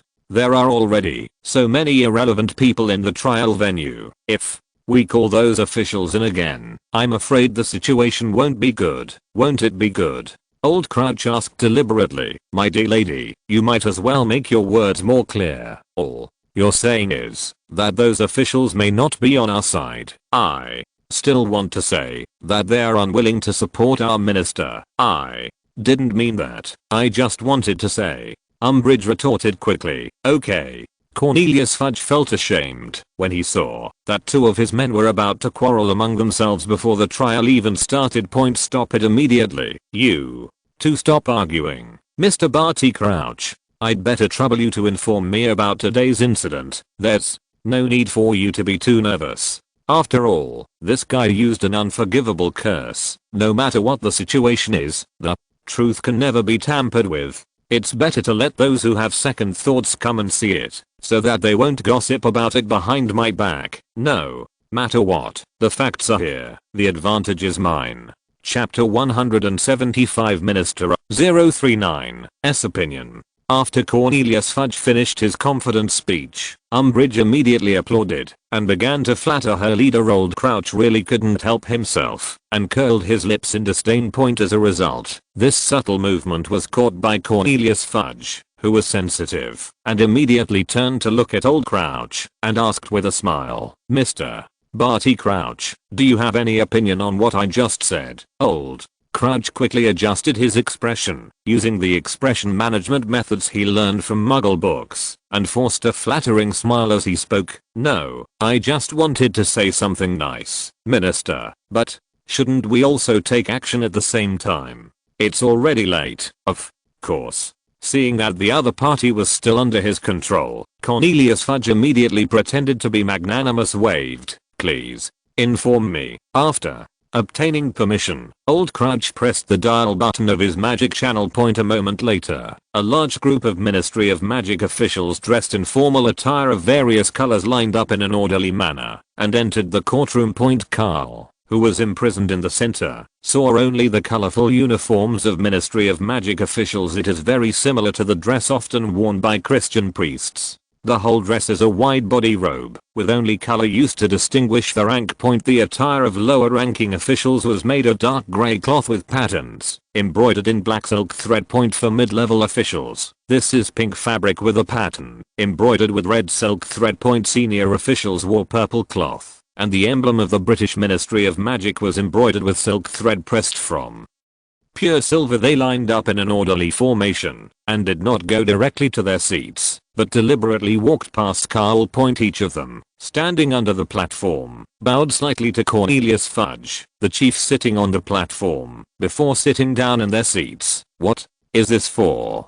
Didn't I tell you not to engage in this kind of formalism?" Cornelius Fudge felt his vanity greatly satisfied as he looked at his colleagues who saluted him one by one. She asked back in a reserved manner. Although old Crouch was disdainful in his heart, his expression remained calm as he responded, "I arranged it. This is not a formality, Minister. It is in accordance with the rules on public trials revised by the Wizengamot Parliament in 1950. The Minister of Magic will also be the presiding judge of the public trial. All other officials of the Ministry of Magic at all levels must be present to observe the trial and show respect to the presiding judge in public, to show respect for the law and facts." After stating the rules, old Crouch did not forget to praise the other party. He looked at Cornelius Fudge deliberately and said in an apologetic tone, "Of course, if the minister thinks this is inappropriate, we can submit a bill later. What do you think about abolishing this tradition, Cornelius?" Fudge coughed lightly to hide his inner joy, then smiled at old Crouch. "Mr. Barty Crouch, your doubts just now are just because you are afraid that this action violates the regulations. After all, I have emphasized it many times before. In this trial, the rules are above everything else. Since it complies with the rules, I think there is no need to submit a motion or anything like that. It's just a little too rigid, which is not good." Just like that, the two of them began to chat with each other. Their familiarity made Umbridge's face look as disgusting as a burnt eggplant. After the Ministry of Magic officials took their seats, everyone waited for another 10 minutes until a loud shout was heard from the door. Members of the Wizengamot Council enter. After a notification, a group of elders in black formal attire came, led by 4 old men with white hair and beard. They walked slowly into the trial hall. As soon as they entered, both the officials from the Ministry of Magic and the teachers and students of Hogwarts were. Everyone stood up and paid respect to them, even the 3 on the platform. Karl just glanced at the group of old men with a calm look. The youngest of them was over 50 years old. The older ones looked to be at least 100 years old, and they did not return the greetings to anyone. They just walked silently to their seats and sat down. Their positions were also very special, with 18 of them standing on both sides of the platform. The height is basically the same as that of the rostrum, and the seats of the 4 leaders are even on the podium. But they were only seated on both sides of the 5 seats, and the seat at the highest point of the entire trial hall was now vacant. Before today, Karl also learned some information about the Wizengamot Council. As the court of the British Wizarding world, the structural framework of this parliament is somewhat similar to the Supreme Court of the United States. There are 5 chief judges and 18 permanent judges, half of whom are re-elected every 10 years. The selection method is nomination by Parliament, review by the Ministry of Magic, and finally certification by the Minister of Magic. As for the 5 supreme judges, once selected they serve for life. Looking at the empty seat at the highest point, Karl felt for the first time that it might not be a bad thing that the old man Dumbledore had lived for so long. After the congressmen took their seats, a familiar figure came up to Carol. Cedric, who had changed into a black and white uniform, was the last to enter as Karl's defense attorney. "Yes, this outfit looks nice. It seems that you are really suitable for wearing a uniform." As soon as Cedric entered, Karl couldn't help but comment on his clothes. Cedric coughed twice and whispered awkwardly, "Be aware of the situation. You are your lawyer now. Don't say such frivolous things." Karl shrugged indifferently. He was really bored of waiting for a duel with no suspense. It's really uninteresting to argue with that idiot Cornelius Fudge. It can't be said that Cedric's lawyer outfit can attract his attention more. "Okay, everyone please be quiet." Regarding Mr. Hohenzollern, on June 6th, on the Hogwarts campus, the case of illegal use of the unforgivable curse to kill multiple people is now officially open. As Cornelius Fudge said this, the trial officially began. First old Crouch, who was the deputy presiding judge and also the chief prosecutor of the case, stood up first with the documents in his hand. He said, while looking at Karl and Cedric in the audience, "Mr. Hohenzollern, you have illegally used an unforgivable curse on the Hogwarts campus on June 6th. Avada Kedavra caused the deaths of 11 wizards. Do you admit this?" Cedric spoke for Karl as his defense attorney. "My client acknowledges this fact, but I ask that you continue to speak." Old Crouch didn't say anything, but just looked at Cornelius Fudge. The stupid pig had a smug smile on his face. Point in his mind, the most important thing had been done. As long as the other party admitted the fact, he could say whatever they wanted. Point in this case, the other party cannot possibly separate. Isn't it clear why it is called the unforgivable curse? No matter what the user's reason is, once they use the unforgivable curse, there is only one outcome point. That means being imprisoned in Azkaban forever, unless he can get the bargaining chip he wants. When he thought of the benefits he was about to get, he was so excited that he trembled all over, but he still tried hard to suppress the excitement in his heart. Point he said in a pretentious manner, "Of course. The Ministry of Magic is holding a public trial today to ensure this is a high-profile case. You can get a fair and just treatment. You certainly have the right to speak for your client. The rules are above everything else." End of this chapter. Thank you very much for reaching the end. Don't forget to like. Looking for more exclusive content and immediate access? Subscribe to our Patreon. Remember, every like, subscription, or donation encourages us to continue. Thanks to everyone. See you in the next video.